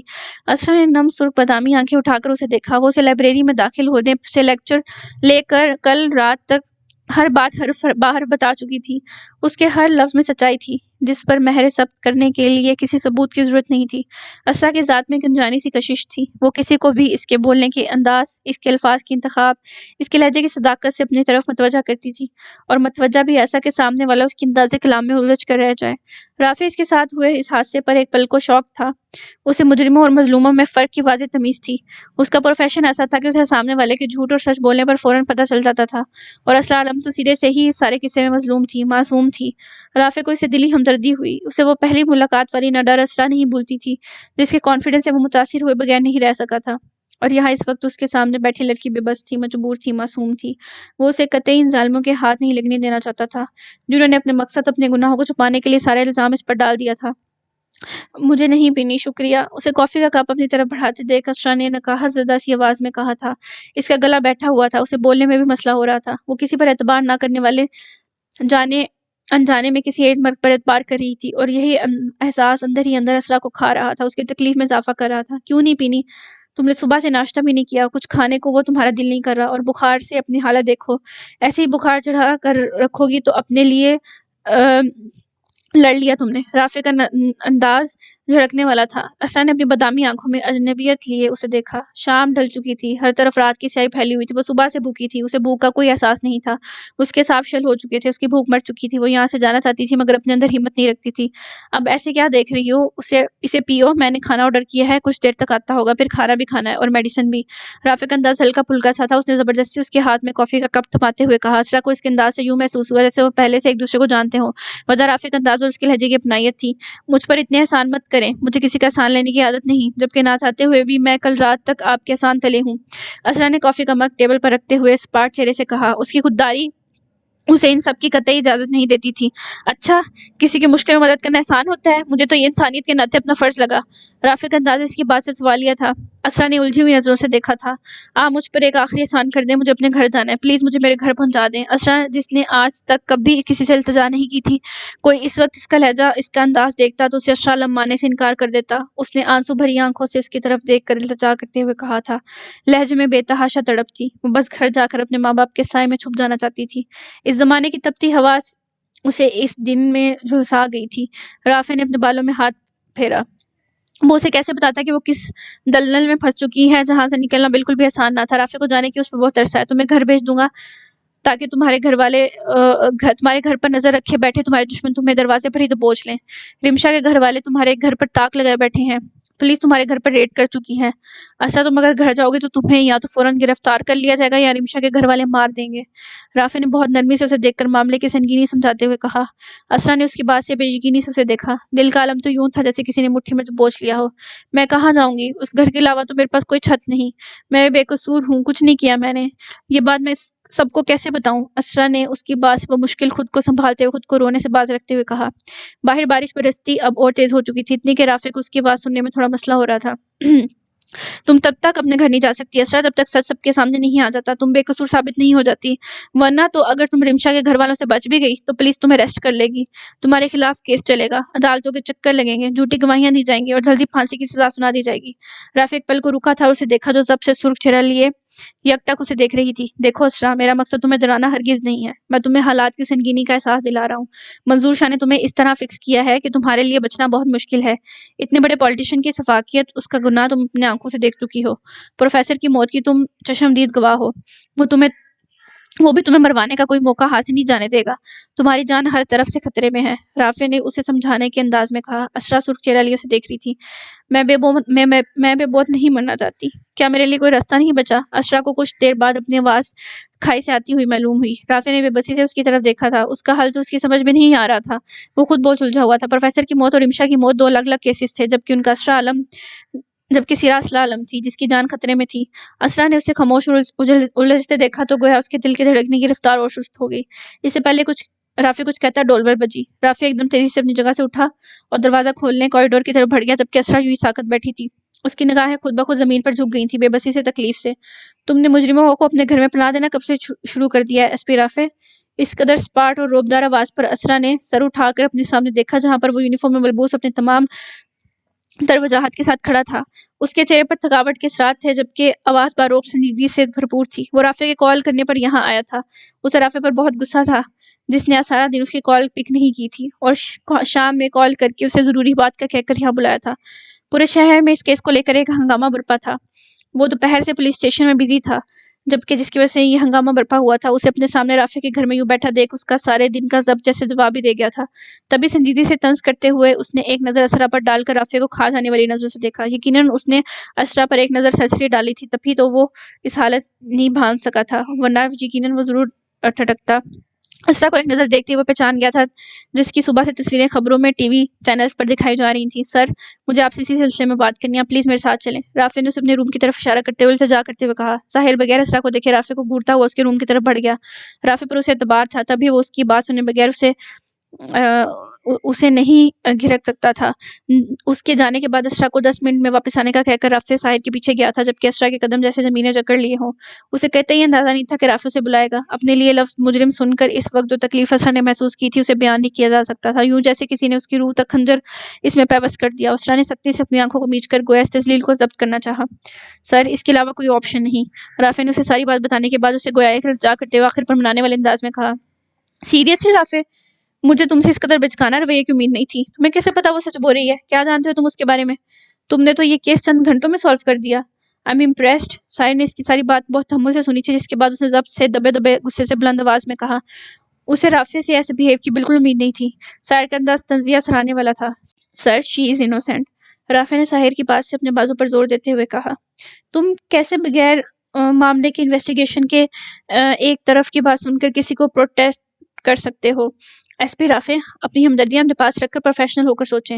ایک مجرم کو اپنے پاس پناہ دے کر تم نے بھی قانونی طور پر جرم کیا ہے۔ ساحر کو اس پر بہت غصہ آ رہا تھا جسے اس نے قطعی ضبط نہیں کیا تھا۔ وہ کیسے اتنی سنگین غلطی کر سکتا تھا؟ ساحر کو کچھ دیر کے لیے تو بالکل یقین نہ ہوا۔ سر، ہم جانتے ہیں منظور شاہ کرپٹ ہے۔ اس کے خلاف کوئی ٹھوس ثبوت نہ ہونے کی وجہ ہم کوئی ایکشن نہ لے سکیں اور یہ ہمیشہ ہم سے بچتا چلے گیا۔ ان بڑے پولیٹیشینز پر ہاتھ ڈالنا ہمارے لیے کبھی آسان نہ رہا۔ پروفیسر کا مرڈر اس نے کیا ہے۔ اسرا اس سب کی چشمدید گواہ ہے۔ وہ اس وقت وہاں موجود تھی۔ اسرا کو راستے سے ہٹانے کے لیے اس نے غلطی سے رمشا کو مار دیا، جبکہ وہ اس دن اسرا کو مار کر یہ ثبوت ختم کرنا چاہتے تھے۔ سر، اس لڑکی کی جان خطرے میں ہے، آپ پلیز مجھ پر ٹرسٹ کریں، رافع نے بے بسی سے اپنی بات سمجھاتے ہوئے کہا۔ سائے نے بھرم نظروں سے اسے دیکھا تھا۔ تمہیں سمجھ نہیں آ رہا کہ یہ دو الگ الگ کیسز ہیں؟ اس لڑکی کے خلاف ثبوت موجود ہے کہ اس نے ہی اس لڑکی کا مرڈر کیا ہے، اور پھر بھی تم اس کی طرفداری کر رہے ہو۔ ساحر نے اسے دیکھتے ہوئے افسوس کے سے انداز میں کہا۔ سر، اس نے کچھ نہیں کیا، ہمیں اس کی مدد کرنی چاہیے۔ رافع نے جیسے کچھ سنا ہی نہیں تھا، پھر وہی رٹ۔ ساحر نے اسے گھورا۔ اس لڑکی کو لے کر چلو تھانے میں، اریسٹ کرو، اس کے خلاف اریسٹ وارنٹ ہے۔ اس کے گھر والے کوئی وکیل کریں، اس کا بچنا ناممکن ہے۔ اس کے خلاف بہت سے ثبوت ہیں جو کہ اس بات پر مہر ثابت کرتے ہیں کہ اس نے ہی رمشا بخاری کا مرڈر کیا ہے، اور قانون صرف ثبوتوں کو دیکھتے ہوئے فیصلہ کرتا ہے۔ ساحر کا انداز سپاٹ تھا۔ اسرا کی ہٹ دھرمی تو وہ اس دن دیکھ چکا تھا، اس لیے فیصلہ سناتے وقت اس کے لہجے میں کسی بھی طرح کی لچک نہیں تھی۔ سر، یہ تو امپاسبل ہے، میں اسے پولیس اسٹیشن نہیں لے جانے دوں گا۔ وہ بے قصور ہے، آپ منظور شاہ کی پہنچ کو تو اچھی طرح جانتے ہیں، وہ لوگ اسے جیل میں مروا دیں گے۔ آپ پلیز سر بات کو سمجھیں، ایک دفعہ اس کی حالت دیکھیں۔ وہ آپ کو مجرم لگتی ہے؟ بس ایک کمزور سی لڑکی ہے جو کہ اپنی بدقسمتی کا شکار ہوئی ہے۔ سر، آپ نے آج تک کبھی کسی مظلوم کو سزا نہیں دی، تو کیا یہ اسرا عالم کے ساتھ زیادتی نہیں ہوگی کہ وہ ہر چیز جانتے بوجھتے بھی ہم سے ان بھیڑیوں کے آگے ڈال دیں؟ رافع نے سنجیدگی سے ساحر کو دیکھتے ہوئے کہا۔ اس کی آواز میں بے بسی اور ہمدردی کے ملے جلے تاثرات تھے۔ ساحر نے اس کی بات پر لب بھینچے۔ میں انویسٹیگیٹ کروں گا، اگر وہ لڑکی بے قصور ہوئی تو اس سے کوئی سزا نہیں ملے گی، ساحر نے اسپاٹ چہرے سے کہا۔ آج سارا دن وہ اس کیس میں بہت زیادہ کھپا تھا۔ معاملہ تھا کہ سلجھنے میں نہیں آ رہا تھا۔ سچویشن آؤٹ آف کنٹرول تھی۔ معاملے کی سنگینی کو دیکھتے ہوئے اے آئی جی صاحب نے 2 دن میں اس لڑکی کو گرفتار کرنے کے آرڈر دیے تھے۔ وہ تب تک زندہ رہے گی تو آپ اسے سزا سے بچائیں گے؟ رافع نے اس کی بات سے ناراضگی سے کہا۔ سائے نے اسے دیکھا جو یوں اس لڑکی کے لیے ڈٹ کھڑا تھا جیسے وہ اس کے لیے بہت اہم ہو۔ باہر راؤنڈ میں ان کی مدھم آواز آ رہی تھی جیسے ساکت بیٹھی اسرا عالم سن رہی تھی۔ اسرا کو لگ رہا تھا جیسے وہ بیکاری ہو جو ان کے در پر پڑی مدد کی بھیک کی طلبگار ہو۔ اس قدر ذلت بھی اس کی قسمت میں لکھی تھی، اس نے کبھی سوچا نہ تھا۔ کیا چاہتے ہو تم مجھ سے؟ سائے نے لب بھیجتے ہوئے رافع کو دیکھ کر پوچھا جس نے آج تک کبھی اس سے اتنی طویل بحث نہیں کی تھی۔ آپ اس کی مدد کریں، اسرا کی جان خطرے میں ہے، اسے کسی محفوظ پناہگاہ کی ضرورت ہے، تب تک جب تک وہ بے قصور ثابت نہیں ہو جاتی۔ اس کے پاس چھپنے کا رہنے کا کوئی ٹھکانہ نہیں، اور آپ جانتے ہیں کہ میں اپنے فلیٹ میں نہیں رکھ سکتا۔ آپ یہاں کی کمیونٹی کے رولز اچھے سے جانتے ہیں، آپ کے گھر کے علاوہ اس وقت مجھے اور کوئی پناہ گاہ نہیں سوجی۔ رافع کو لگا جیسے وہ مان گیا ہو، اسی لیے اس نے اپنے ذہن میں آتے پلان سے آگاہ کیا ہوا تھا۔ اپنی بات کہہ کر وہ پوری امیدی سے اسے دیکھنے لگا، جبکہ ساحر کا چہرہ ہر تاثر سے خالی تھا۔ ویل ڈن رافع، تم نے ایسا سوچ بھی کیسے لیا کہ میں اسے اپنے گھر میں رکھوں گا؟ اس کی وجہ سے اپنی جاب، اپنے ساکھ کو خطرے میں ڈالوں گا؟ شکل سے بیوقوف دکھتا ہوں میں تمہیں؟ ایک ایسی لڑکی جو کہ صرف تمہارے بقول بے قصور ہے، معصوم ہے، میں اس کی مدد کرنے کے چکروں میں اپنا سب کچھ داؤ پہ لگا دوں؟ داد دینی پڑے گی تمہاری ذہانت کی۔ ساحر کا انداز بظاہر متاثر کن تھا، جبکہ اس کی سنہری آنکھوں میں رافع کے لیے بے پناہ سنجیدگی تھی۔ اسرا کو لگا اس کی دماغ کی شریانیں پھٹ جائیں گی۔ اس کا ضبط جیسے جواب دے گیا تھا۔ اگر وہ اس کی مدد نہیں کرنا چاہتا تو ٹھیک تھا، اسرا بھی اس جیسے مغرور انسان سے مدد لینے کے لیے مری نہیں جا رہی تھی جو وہ یوں بات بات پر اس کی تذلیل کر رہا تھا۔ قسمت کی بے رخی ایک طرف، اس کے انداز کی خوددار اسرا جیسے پل میں بیدار ہوئی تھی۔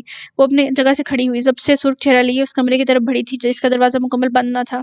ایک پل کو رافع کو اس کی بات سے شرمندگی ہوئی تھی۔ وہ کچھ بولنے لگا جب سائے نے اسے ٹوک دیا۔ مجھے اپنی عزت، اپنی ساکھ، اپنی جاب بہت عزیز ہے رافع۔ میں اپنے کیریئر پر کسی کی وجہ سے کوئی داغ برداشت نہیں کر سکتا۔ مجرموں کو پناہ دینے کا ہمارے ہاں کوئی رواج نہیں۔ پتہ نہیں اس نے تمہیں ایسا کون سا بیان دیا ہے جو کہ تم نے اپنے حواسوں میں نہیں لگ رہے۔ ایک قاتل کو پناہ دینے کی سزا جانتے ہو تم؟ وہ بھی مزید بولتا کہ جب اسرا کھلا دروازہ پورا کھولتے ہوئے اندر داخل ہوئی۔ ساحر سمیت رافع نے بھی گردن اٹھا کر اسے دیکھا تھا جس کا چہرہ جانے بخار کی شدت سے یا ضبط سے لال بھبو کا ہو چکا ہوا تھا۔ مجھے آپ سے یہ امید نہیں تھی۔ آپ سے مدد نہیں مانگی تھی، میں نے صرف ایک مزید احسان کرنے کو کہا تھا کہ مجھے میرے گھر پہنچا دیں، مگر آپ نے شاید مجھے بیکاری سمجھ لیا جو یوں کسی بھی ایرے گہرے کے سامنے مجھے ذلیل کر رہے ہیں۔ اسرا جب بولی تو آواز میں نقاہت تھی مگر لہجہ مضبوط تھا۔ وہ مخاطب رافع سی تھی، جبکہ لفظ ایرا گہرا ساحر کو گویا آگ ہی لگا دیا تھا۔ رافع نے اسے دیکھتے اسے نفی میں ہلایا تھا۔ اچھا تو قاتلوں کی بھی عزت ہوتی ہے؟ ساحر نے اس کے تنزیہ سے سلگتے ہوئے لہجے میں ہی پوچھا تھا۔ اسرا کو یہ الفاظ اپنے منہ پر تمانچے کی صورت میں محسوس ہوئے تھے۔ اب کی بار وہ ڈر سے بلبلا اٹھی۔ آپ ہوتے کون ہیں مجھے قاتل کہنے والے؟ مجھ پر لگے اس الزام کا فیصلہ کورٹ کرے گی، آپ نہیں۔ اسرا نے انگلی اٹھا کر اسے تنبیہی انداز میں کہا، جبکہ اس کی طرف دیکھتے ساحر نے پہلی دفعہ اس کے لہجے کی نقاہت اسے کپاتے ہاتھ دیکھے تھے۔ اس کے ماتھے اور پاؤں پر بندی پٹی دیکھی، اس کے غم و غصے سے سرخ ہوتی آنکھیں دیکھی تھیں۔ اس کی کمزور سی جان پر جیسے سب سے زیادہ وزن اس کے غصے کا ہی تھا، جو ہر وقت اس کے ناک پر سوار رہتا تھا۔ اس نے جیسے سوچا تھا، اسرا تم غلط سمجھ رہی ہو، سر کا یہ مطلب نہیں تھا۔ رافع نے سارے دن میں اس وقت اس کا یہ پرانا انداز دیکھا تھا۔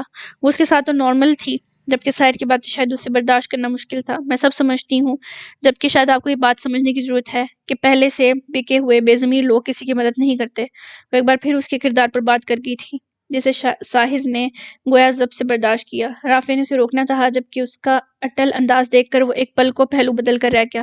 یہ لڑکیاں جذباتی کیوں ہوتی ہیں، اسے سمجھ نہ آیا۔ وہ جیسے تیسے کر کے ساحر کو منا لیتا، مگر غلط وقت پر جاگی گئی اس کی خودداری نے معاملہ اس کے ہاتھ سے نکال دیا۔ جی ہاں، بک چکا ہوں میں، اور مجھ سے کوئی بھی کسی بھی قسم کی مدد کی امید نہ رکھے۔ ساحر نے اس کی حالت دیکھتے ہوئے گویا اسے بحث کرنے کا ارادہ ہی ترک کر دیا تھا۔ وہ کسی کمزور سے بحث نہیں کیا کرتا تھا۔ اس نے سپاٹ چہرے سے کہتے ہوئے رافع کو دیکھا، جیسے کہہ رہا ہو یہ ہے وہ معصوم و مظلوم لڑکی۔ مجھے آپ کی کسی قسم کی مدد کی ضرورت بھی نہیں ہے، آپ ریسٹ کر لیں مجھے۔ جہاں میرے ساتھ اتنا برا ہو چکا وہاں زیادہ سے زیادہ کیا برا ہو سکتا ہے؟ میں اپنی بدقسمتی کو آخری ہاتھ دیکھنا چاہوں گی۔ یہ بات کہتے ہوئے اسرا ہی جانتی تھی کہ اس کا دل ایک عجیب سے درد سے گزرا تھا۔ آنکھیں دوبارہ بھیگ گئی تھیں، صرف اس کا لہجہ مضبوط تھا، جبکہ لفظوں کی بے بسی تو رافع کے ساتھ ساتھ ساحر نے بھی بخوبی محسوس کی تھی۔ اسرا تمہیں اندازہ بھی ہے کہ تم کیا کہہ رہی ہو؟ میں تمہیں ہرگز ایسا نہیں کرنے دوں گا۔ اس کی بات سے رافع کو بہت غصہ آیا تھا، جسے وہ بمشکل ضبط کر کے بولا تھا۔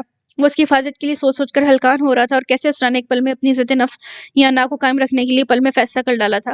اس کی بات سے ساحر ایک پل کو حیران ہوا تھا، جبکہ اس کی ہٹ درمی کو دیکھتے ہوئے وہ اپنے سر کو جنبش دیتا ہوا مبہم سا مسکرایا تھا، یعنی رسی جل گئی مگر بل نہیں گیا۔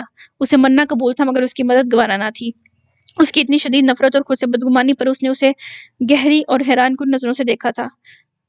Good decision miss Isra, I hope Rafay اب ہماری بحث ختم ہوئی۔ ساحر نے اس کے فیصلے سے متاثر کن انداز میں اسرا کو دیکھ کر کہا، جبکہ دوسری بات پر وہ رافع کی جانب پلٹا تھا۔ اس کے مخاطب کرنے پر اسرا نے بھیگی پلکیں اٹھا کر اس مغرور شخص کو دیکھا تھا، جو کہ اسے آج انتہائی بے حس لگا۔ یو نو واٹ رافع، مس اسرا، عالم کا شمار ان لوگوں میں ہوتا ہے جو اپنے تابوت میں آخری کیل بھی خود ٹھونکتے ہیں۔ جب انہیں ہماری کوئی مدد نہیں چاہیے تو تم کیوں ان سے مدد کے لیے مرے جا رہے ہو؟ کل صبح 9 بجے رمشا بخاری کے قاتل مجھے سلاخوں کے پیچھے چاہیے۔ اس رافع کا اتنی دیر خود سے یوں بحث کرنا بالکل اچھا نہیں لگا تھا۔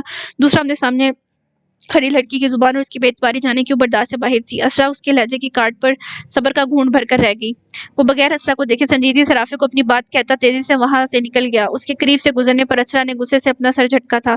اس کے نکلتے ہی رافع اسرا پر ایک افسوس بڑی نظر ڈال کر اس کے پیچھے سے ہی لپکا تھا۔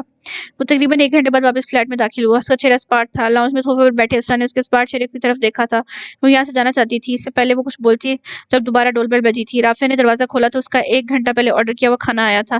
ڈلیوری بوائے اس سے خراب موسم کی وجہ سے لیٹ ڈلیوری پر ایکسکیوز کر رہا تھا۔ رافع نے اٹس اوکے کہتے ہوئے اسے پیسے دیے اور کھانا کچن میں لے کر اسے برتنوں میں نکالا تھا۔ کچھ ہی دیر میں وہ کھانا ٹرے پر سجائے کچن میں نمودار ہوا تھا۔ ٹیبل پر کھانا رکھتے ہوئے اسرا کے سامنے والے صوفے پر بیٹھتے ہوئے اس نے اسے کھانے کا اشارہ کرتے ہوئے کھانا شروع کیا۔ اسرا نے اس کی پلیٹ اپنی طرف کرنے پر منع کرنا چاہا، مگر رافع نے اس کی ایک نہ سنتے ہوئے پلیٹ میں سالن نکالتے ہوئے اس کے سامنے کیا اور اسے دوبارہ کھانے کا کہا۔ جانے کیوں اسرا سے اس بار انکار نہ ہو سکا۔ وجہ شخصی خاموشی تھی جو اسرا کو ندامت میں مبتلا کر رہی تھی۔ وہ خاموشی سے اپنے آنسو پیتے ہوئے چھوٹے چھوٹے نوالے لینے لگی۔ کھانے کے بعد رافع اسے خاموش سے برتن لے کر کچن میں چلا گیا اور 5 منٹ بعد دوبارہ لاؤنج میں داخل ہوا۔ اس کے ہاتھ میں دودھ کا گلاس تھا۔ اس نے اسرا کو میڈیسن دیتے ہوئے دودھ کا گلاس تھمایا تو اسرا کی شدت سے رونا آیا۔ اسے اپنا آپ انتہائی بے بس اور پست محسوس ہو رہا تھا۔ آپ کیوں میری وجہ سے خود کو پریشان کر رہے ہیں؟ میں آپ کے اتنے زیادہ احسان کیسے چکا پاؤں گی؟ آپ پلیز میری وجہ سے خود کو مصیبت میں نہ ڈالیں۔ آپ مجھے ریسٹ ہونے دیں، میرے لیے خود کو مت تھکائیں۔ اسرا نے اپنی بے بسی چھپاتے ہوئے کہا۔ صبح سے وہ شخص کو اپنے لیے بھاگ دوڑ کرتا دیکھ رہی تھی۔ اسرا کے دل میں اس کے لیے خود بخود عزت پیدا ہوئی تھی۔ اس کے بعد سے رافع نے سنجیدگی سے اس کی طرف دیکھا تھا۔ وہ کم عمر تھی، جذباتی تھی، معاملے کی نوعیت کو صحیح سے سمجھ نہیں رہی تھی۔ وہ ایک سانس خارج کرتا ہوا اس کے سامنے والے صوفے پر بیٹھ گیا۔ میں جو کچھ بھی کر رہا ہوں صرف اور صرف انسانیت کے ناطے کر رہا ہوں۔ اس کا اس کسی پر کوئی احسان نہیں۔ ہماری قسمت ہر دفعہ ایک سے نہیں رہتے، تو جب کبھی قسمت ہمارا ساتھ چھوڑ دے تو جھک جانے میں کوئی برائی نہیں ہوتی۔ کبھی کبھی جھک جانے میں ہی ہماری بہتری ہوتی ہے۔ اپنی انا کو عزت نفس کا نام دے کر خود کو قسمت کے رحم و کرم پر چھوڑ دینا سراسر بیوقوفی کے سوا کچھ نہیں۔ یہ ہرگز طنز نہیں تھا، اس کا لہجہ سمجھانے والا تھا۔ اسرا اس کی بات کا مطلب بخوبی سمجھتی تھی۔ میری ایک بات تو تم ذہن میں اچھے سے بٹھا لو کہ میں تمہیں یہ بے وقوفی ہرگز نہیں کرنے دوں گا۔ اپنے ساتھ برا کرنے والوں کو تم یوں ہی جانے دینا چاہتی ہو؟ اتنی کمزور اور ڈرپوک تو نہیں ہو تم۔ میں کل تک تمہارے رہنے کا کوئی نہ کوئی انتظام کر لوں گا۔ تم یہاں آج بے فکر ہو کر رہ سکتی ہو اسرا، تم مجھ پر ٹرسٹ کر سکتی ہو۔ رافع کا انداز واضح اور صاف تھا۔ وہ بول کر خاموش ہوا تو اسے دیکھا جو یوں ہی سر جھکائے بیٹھی تھی۔ رافع پر اعتبار کرنے کے علاوہ اس کے پاس کوئی اور آپشن نہیں تھا۔ اسرا کو اپنی حالت پر شدید رونا آ رہا تھا۔ اس نے آج تک کبھی کسی مرد پر اعتبار نہیں کیا تھا اور آج اس پر اعتبار کرنے کے علاوہ اس کے پاس کوئی آپشن نہیں تھا۔ اس نے کبھی نہیں سوچا تھا کہ یہ ذلت امیز شام بھی اس کی زندگی میں لکھی ہوگی، جبکہ وہ اس بات سے انجان تھی کہ یہ تو بھی آغاز ہے۔ اس کا بقیہ سفر جس قدر تکلیف دہ تھا اس کا تو اسے اندازہ بھی نہیں تھا۔ اتنا زیادہ سوچنے کی قطعی ضرورت نہیں ہے، تم یہاں بالکل محفوظ ہو، اس لیے بے فکر رہو۔ تمہاری طبیعت ٹھیک ہے، اس لیے جا کر آرام کرو۔ جتنی جلدی ٹھیک ہوگی اتنی جلدی اپنے لیے لڑ سکو گی۔ رافع کا انداز ہلکا پھلکا تھا، وہ اس کی پریشانی اچھے سے سمجھتا تھا۔ اسرا نے ایک پل کو اپنی آنکھیں زور سے مچی تھی جیسے اپنی سوچوں کا گلا گھونٹنا چاہا ہو۔ اس کے سر میں درد کی شدید لہر اٹھی تھی۔ وہ اس کی بات سے اسبات میں سر ہلاتی اس کے بتائے گئے کمرے کی طرف بڑھ گئی اور دروازہ اندر سے لاک کر لیا۔ وہ اسے زیادہ یہاں بیٹھ نہیں سکتی تھی۔ اس کا دل کیا دھاڑے مار مار کر روئے۔ آج اسے لگا کہ کسی کا اتنا احسان لیتے ہوئے وہ اندر سے مر رہی ہو۔ ایک بااصول انسان کے لیے اپنے اصولوں پر سمجھوتا کرنا اتنا ہی مشکل ہوتا ہے جتنا اس وقت اسرا کے لیے تھا۔ یہ حالات اسے قطعی ہضم نہیں ہو رہے تھے۔ بے بسی انسان سے اپنی پسند ناپسند کا حق چھین لیتی ہے۔ کسی دوسرے کے رحم و کرم پر ہونا، کسی پر انحصار کرنا، ایک خود مختار انسان کے لیے اپاہج ہونے کا سا ہوتا ہے۔ جس کے پاس ٹانگیں ہوں پر وہ ان سے چل نہ سکتا ہو، اس حد تک کا احساس ہی اسے جینے نہیں دیتا۔ اس کے جانے کے بعد رافع صوفے پر اپنا سر پیچھے کو گراتے ہوئے نیم دراز ہو گیا۔ وہ ساحر کے پیچھے گیا تھا۔ اس نے ساحر کو منانے کی بہت کوشش کی تھی، جبکہ وہ اپنے فیصلے سے ایک انچ بھی نہیں ہلا تھا۔ رافع نے اسے ہر طرح سے منانے کی کوشش کی تھی، مگر ضد میں تو اس کا کوئی بھی ثانی نہ تھا۔ رافع اچھے سے جانتا تھا کہ وہ اسرا کی طلاق کلامی کی وجہ سے اپنا فیصلہ نہیں بدل رہا، جبکہ وہ اتنا سنگ دل کبھی نہ تھا۔ اس کے جانے کے بعد رافع مایوسی سے گھر واپس لوٹ آیا تھا۔ اب اسے اسرا کے لیے کسی محفوظ پناہگاہ کی تلاش تھی۔ وہ انہیں سوچوں میں گم تھا کہ جانے کب اس کی آنکھ لگی، اسے خبر بھی نہ ہوئی۔ وہ صوفے پر نیم دراز سو گیا، یہ جانے بغیر کہ کل کا دن ایک نیا طوفان برپا کرنے والا تھا۔ مشکلات، مصیبتیں ختم ہونے کے بجائے اور بڑھنے والی تھیں۔ موبائل کی تیز بجتی گھنٹی سے اس کی آنکھ کھلی تھی۔ اس نے آنکھیں کھول کر دیکھا تو پورے کمرے میں زیرو بلب کی مدد سے روشنی تھی، جبکہ پورا کمرہ اندھیرے میں ڈوبا ہوا تھا۔ موبائل کی اسکرین پر چمکتے نام کو دیکھ کر اس کی نیند میں ڈوبی آنکھیں پل میں واہ ہوئی تھیں۔ اس نے ایک نظر پلٹ کر بے خبر سوئی زیمل کو دیکھا، جو کہ آنکھوں پر ہاتھ رکھے سوئی ہوئی تھی۔ حنان اس کے پیٹ پر سر رکھے آرا ترچھا لیٹا بے خبر سو رہا تھا۔ حنان کبھی بھی تکیے پر سر رکھ کر انسانوں کی طرح نہیں سوتا تھا۔ وہ یا تو زیمل پر چڑھ کر سوتا تھا یا اپنے باپ کے سینے پر سر رکھ کر سوتا تھا۔ زیمل کو اس کی یہ عادت سخت ناپسند تھی۔ دوبارہ بجتی موبائل کی گھنٹی نے اس کی توجہ اپنی طرف مبذول کروائی تو وہ کال کاٹتا ہوا حنان کو آرام سے کھینچ کر اس کا سر تکیے پر رکھتا ہوا اس پر کمفرٹر صحیح کرتا موبائل لے کر کمرے سے ملحقہ بالکونی میں آ گیا۔ ابھی وہ کال بیک کرنے والا تھا جب اسی نمبر سے دوبارہ کال آ گئی۔ اس نے مسکراتے ہوئے کال اٹھائی۔ تم میرا فون کیوں کاٹ رہے تھے؟ کہیں بھول تو نہیں گئے مجھے؟ موبائل کان سے لگاتے ہی اسے اینا کی خفگی بھری آواز سنائی دی تھی، جس پر عاطف کی مسکراہٹ مزید گہری ہوئی۔ تم کوئی بھولنے والی چیز ہو؟ آدھی رات کو فون کرو گی تو سویا ہوا انسان ڈسٹرب ہو کر کال ہی کاٹے گا نا؟ عاطف کا انداز اسے چڑھانے والا تھا، جبکہ یہ سچ تھا کہ اس کے کال سے نہ صرف اس کی نیند اڑی تھی بلکہ موڈ بھی خوشگوار ہو گیا تھا۔ ویری فنی، انسان کو کال دے کر کاٹنی چاہیے کہ کال کرنے والا کون ہے۔ اینا کا انداز مغرور سا تھا۔ عاطف اس کی بات پر مسکرایا۔ آدھی رات کو کال کرنے کی وجہ بتانا پسند کریں گی مس اینا آپ؟ عاطف نے محظوظ کن لہجے میں پوچھا۔ شیور، تمہارے لیے ایک سرپرائز ہے، اینا نے چہکتے ہوئے کہا۔ کیا؟ عاطف متجسس ہوا۔ میں کل پاکستان آ رہی ہوں، پورے 3 مہینے بعد، اور میں سب سے پہلے تم سے ملنا چاہوں گی۔ آؤ گے نا مجھے ایئرپورٹ پر لینے؟ اینا نے چہکتے ہوئے پوچھا۔ فائنلی تمہارا شوٹ بھی ختم ہوا، میں تو کل تھوڑا بیزی ہوں، میرا ڈرائیور تمہیں پک کر لے گا۔ ویسے تم نے مجھے ابھی تک بتایا نہیں کہ تمہارا یہ شوٹ تھا کس کے ساتھ؟ عاطف نے ایک نظر گھڑی پر ڈالتے ہوئے کہا جہاں رات کے 3:30 بج رہے تھے۔ تمہارا ڈرائیور کیوں آئے گا؟ تم خود نہیں آ سکتے؟ مجھ سے زیادہ تمہیں تمہارے کام عزیز ہے مسٹر عاطف، اینا نے ناراضگی سے کہا، جبکہ اسے شوٹ کے بارے میں یوں سوال کرنے پر وہ ایک پل کو گھبرائی تھی اور اس بات کو اس نے سراسر نظر انداز کر کے اس کی دوسری بات پر اس کی توجہ دلائی۔ او کم آن اینا، تم جانتی ہو میں اپنے کام کے معاملے میں کسی کا سگا نہیں ہوں، سو یہ ایموشنل ڈرامہ ہر دفعہ مت شروع کیا کرو۔ میرا ڈرائیور تمہیں کل پک کر لے گا، ہم ڈنر ایک ساتھ کریں گے۔ عاطف نے اس کی بات سے جھنجھلائے ہوئے کہا۔ یہ بات سچ بھی تھی کہ اسے جو چیز نہیں پسند ہوتی تھی وہ منہ پر بول دیتا تھا۔ وہ چونچلے اٹھانے والے مردوں میں سے نہیں تھا۔ اس نے آج تک زیمل کے کبھی نخرے نہیں اٹھائے تھے، تو پھر یہ تو اس کی گرل فرینڈ تھی جو آج جس مقام پر تھی وہ سب اسی کا دیا ہوا تھا۔ اوکے ڈارلنگ، تم موڈ خراب مت کرو، ہم ڈنر پر ہی ملیں گے، بس مجھ سے ناراض مت ہونا، محبت کرتی ہوں نا تم سے، بس اسی لیے تمہاری بے رخی مجھ سے برداشت نہیں ہوتی۔ اینا اس کے اسپاٹ ہونے پر ایک پل میں سیدھی ہوئی تھی۔ وہ اسے کبھی خود سے ناراض نہیں ہونے دینا چاہتی تھی۔ اس کی بات سے عاطف نے لفظ محبت پر سر کو جنبش دی تھی۔ اس کے نزدیک لفظ محبت کا مطلب وقتی اٹریکشن کے سوا کچھ نہ تھا۔ رات یوں ہی لمحہ بلمحہ کرتی جا رہی تھی اور وہ بالکونی میں ٹہلتے ہوئے اس کے ساتھ مسکراتے ہوئے باتوں میں مصروف تھا۔ اہنا اسے اپنی باتوں میں الجھا چکی تھی۔ اسے عاطف کا موڈ ٹھیک کرنا آتا تھا، اور دوسری طرف زیمل اس سب سے انجان بے خبر سوئی ہوئی تھی۔ پاؤں خالی تھے اور زمین بھی نہ تھی میرے پاس۔ زخم گہرے تھے اور کوئی طبیب بھی نہ تھا میرے پاس۔ قسمت عجب خاموشی سے رخ موڑ کر بدل گئی۔ بے شمار اپنے تھے اور کوئی ایک بھی نہ تھا میرے پاس۔ اس کی پوری رات آنکھوں میں کٹی تھی۔ یہ تو طے تھا کہ اسے آج نیند نہیں آنے والی تھی۔ وہ پوری رات ٹوٹی تھی، بکھری تھی، جی بھر کر رو چکی تھی۔ یہ تنہائی اس کی طاقت تھی۔ وہ پوری رات سوچنے کے بعد صبح ایک فیصلے پر پہنچی تھی۔ وہ نہیں جانتی تھی یہ فیصلہ اس کے حق میں بہتر تھا یا نہیں، مگر وہ کر چکی تھی۔ اس نے فجر کی نماز پڑھ کر جائے نماز طے لگا کر ایک طرف پڑی چیئر پر رکھا اور چلتی ہوئی کمرے میں لگی گلاس ونڈو کے پاس آئی، جس کے پردے ہٹاتے ہی بالکونی کے باہر کا حصہ صاف نظر آنے لگا۔ سڑکیں کل شام اور دیر رات تک ہوئی بارش کی وجہ سے بھیگی ہوئی تھیں۔ باہر دن چڑھنا شروع ہو چکا تھا۔ وہ وہیں دیوار کے ساتھ ٹیک لگا گئی۔ اس کے سر اور پاؤں پر ہنوز پٹی بندھی ہوئی تھی، جس سے وقتاً فوقتاً درد کی ٹیسیں اٹھ رہی تھیں۔ اس کا یہ درد اس کے دل میں موجود درد سے کہیں زیادہ کم تھا، اس لیے اسے محسوس بھی نہیں ہو رہا تھا۔ بادامی آنکھیں رات بھر رونے سے سوج چکی تھیں۔ اس کا کھڑا ناک حد درجہ سرخ تھا۔ بخار سے پیشانی جل رہی تھی۔ اسے اب جسم ٹوٹتا ہوا محسوس ہو رہا تھا، مگر یہ وقت کمزور پڑنے کا ہرگز نہیں تھا۔ وہ یوں ہی ونڈو کے ساتھ سر ٹکا کر آنکھیں موندے کھڑی تھی، جبکہ اس کے ذہن میں اس کے طے کیے گئے فیصلے کو لے کر ایک شور برپا تھا۔ جانے اس کا یہ فیصلہ صحیح تھا یا غلط، مگر اس جیسی خوددار لڑکی کو یہ بات قطعی ہضم نہیں ہو رہی تھی کہ وہ اپنی وجہ سے کسی دوسرے کو مصیبت میں ڈالے، کسی کے لیے مشکل کا سبب بنے۔ وہ کل سے اپنے لیے رافع کو تھکتے دیکھ رہی تھی، اپنے لیے اس مغرور انسان سے لڑتے دیکھ رہی تھی، جس کے لیے اس کی انا سب کچھ ہی تھی۔ اس کی وجہ سے اس شخص نے رافع کو کتنا سنایا تھا، مگر رافع کے ماتھے پر ایک بل بھی نہیں آیا تھا۔ اسرا کو یقین نہیں آتا تھا کہ ایک ہی فیلڈ میں کام کرتے ہوئے دو لوگ اس قدر مختلف کیسے ہو سکتے ہیں۔ وہ دونوں ایک دوسرے سے بالکل مختلف تھے۔ رافع تو اسے کسی اور ہی دنیا کی مخلوق لگا تھا، جو بہت پرسکون طریقے سے ان سارے معاملات کو سلجھانے کی کوشش کر رہا تھا، اس کی مدد کر رہا تھا، اس کا خیال رکھ رہا تھا، یوں جیسے وہ اسرا کو پہلے سے جانتا ہو۔ کیا کوئی شخص اس قدر مخلص ہو کر بھی انسانیت کے لیے کچھ کر سکتا ہے؟ رافع کو دیکھ کر اسرا کو یقین نہ آیا۔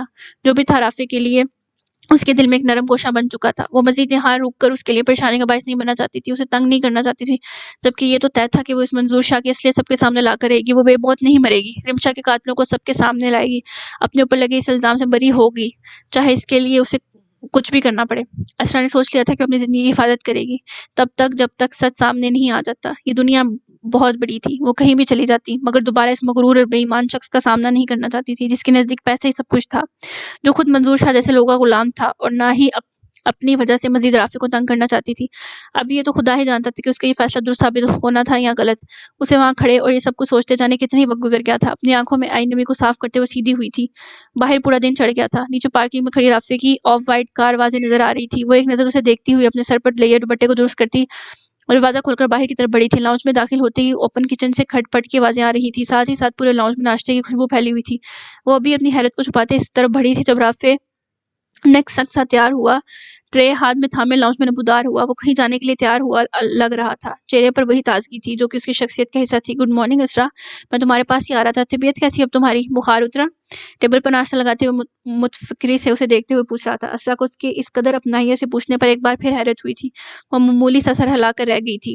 گڈ، آؤ ناشتہ کرو، میں نے بہت مزے کا ناشتہ بنایا تمہارے لیے۔ رافع نے فریج سے جیم نکال کر اسے بھی ٹیبل پر رکھتے ہوئے کہا۔ وہ کافی جلن میں دکھائی دیتا تھا۔ ٹیبل پر ہر چیز رکھنے کے بعد اسے ہنوز ایک ہی جگہ ساکت کھڑی اسرا کو دیکھا، جو کہ ایک ہی دن میں بہت کمزور دکھائی دیتی تھی۔ مجھے بھوک نہیں ہے، آپ کر لیں ناشتہ، اسرا نے رسانیت سے انکار کرتے ہوئے کہا۔ اسے واقعی بھوک نہیں لگ رہی تھی، اسے بہت عجیب سا محسوس ہو رہا تھا۔ کیوں بھائی بھوک کیوں نہیں ہے؟ کھانا تو پڑے گا، کیونکہ تمہیں اس کے بعد میڈیسن لینی ہے، اس لیے اچھے بچوں کی طرح یہاں آ جاؤ۔ رافع کا انداز کسی دادا ابا کا سا تھا۔ اسرا ذرا سی حیرت سے انسان کو دیکھنے لگی جو کہیں سے بھی اسے اجنبی نہیں لگا تھا۔ رافع سے مزید کچھ کہتا جب ٹیبل پر پڑا اس کا موبائل بجنے لگا۔ رافع نے اسکرین پر نظر ڈالتے ہوئے جلد میں پلٹ کر اسرا کو دیکھا تھا، اسے جیسے دیر ہو رہی تھی۔ اسرا، مجھے ایک بہت ضروری کام سے جانا پڑ رہا ہے، میں 1 گھنٹے تک واپس لوٹ آؤں گا، تم نے میرے آنے تک ناشتہ کرنا ہے، مجھے تم سے ایک بہت ضروری بات کرنی ہے جو میں آ کر کروں گا، تم دروازہ اچھے سے لاک کر لینا، کوئی بھی آئے تم دروازہ مت کھولنا، مجھے کیز نہیں مل رہی ورنہ میں دروازہ لاک کر کے جاتا، اوکے؟ عجلت میں اپنی بات کہتے ہوئے وہ دراز سے گاڑی کی چابی اور اپنا والیٹ نکال کر آخر پر اس کی جانب متوجہ ہوا تھا۔ اس کی اپنی طرف دیکھنے پر اسرا نے اس بات میں سر ہلایا تھا تو وہ تسلی کرتا اسے دروازہ لاک کرنے کا کہہ کر چلے گیا۔ اسرا نے دروازہ لاک کر کے ایک سانس خارج کی تھی، اسے یہاں سے جانا تھا اور اس سے اچھا موقع کوئی نہ تھا۔ وہ اس کمرے کی طرف بڑھی تھی جہاں وہ رات کو ٹھہری تھی۔ کمرے کی کھڑکی سے نیچے پارکنگ ایریا میں جھانکتے ہوئے اس نے اس کی گاڑی کی غیر موجودگی کی تسلی کی تھی. اس کی گاڑی اب وہاں موجود نہیں تھی، وہ شاید چلا گیا تھا. اس کے جانے کے بعد وہ انہی قدموں پر واپس پلٹی تھی اور دروازے کی طرف بڑھی تھی. فلیٹ سے باہر قدم رکھتے ہوئے ایک پل کو اسے لگا تھا جیسے وہ غلط کر رہی ہو، جیسے یہ قدم اسے بہت مہنگا پڑنے والا ہو. اس کا دل بہت تیزی سے دھڑک رہا تھا، ہاتھ پاؤں میں جانے کیوں لرزش پیدا ہو گئی تھی. اس نے زیر لب آیت الکرسی پڑھی تھی اور فلیٹ کی دہلیز عبور کر گئی تھی. اپنے پیچھے فلیٹ کا دروازہ احتیاط سے بند کرتے ہوئے وہ اپنے چہرے کو دوپٹے سے اچھے سے چھپاتے اس مارے سے نکلتی چلے گئی. آنکھوں میں چھوٹے چھوٹے آنسو امڈ آئے تھے. اس کے قدموں میں لرزش پیدا ہوئی تھی، پاؤں پر لگی چوٹ جیسے پورے زور سے دھکنے لگی تھی، مگر اسے کمزور نہیں پڑنا تھا. وہ اس بلڈنگ کے مین گیٹ کو بھی عبور کر گئی تھی.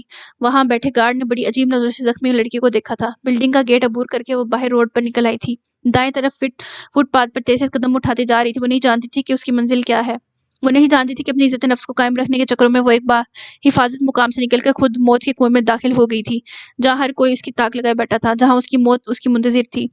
اس کے دل کی دھڑکن اس قدر تیز تھی کہ اسے باقاعدہ اپنے کانوں میں سنائی دے رہی تھی. وہ اپنے کپ کپاتے ہاتھوں سے اپنے چہرے کو اچھے سے ڈھانپتی فٹ پاتھ کے سرے سے موڑنے لگی تھی جب پیچھے سے کسی نے جھپٹنے کے سے انداز میں اس کی نازک کلائی کو اپنے سخت گرفت میں جکڑا تھا.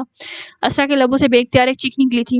اس کا کانپتا ہوا دل اچھل کر جیسے باہر آ گیا. وہ اپنی آنسو لیے ہنی کی سی آنکھوں سے پلٹی تھی جب اس نے سامنے کھڑے شخص کو دیکھ کر اپنی سنگین غلطی کا پل میں احساس ہوا تھا.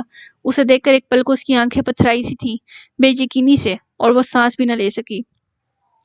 یہاں پہ ایپیسوڈ ختم ہوتی ہے. جو نیکسٹ پارٹ ہے وہ کل اپلوڈ ہوگا، اس لیے آپ تب تک چینل کو سبسکرائب کریں، لائک کریں، اور مزید ایپیسوڈز کے لیے بیل آئیکن بھی دبا لیں.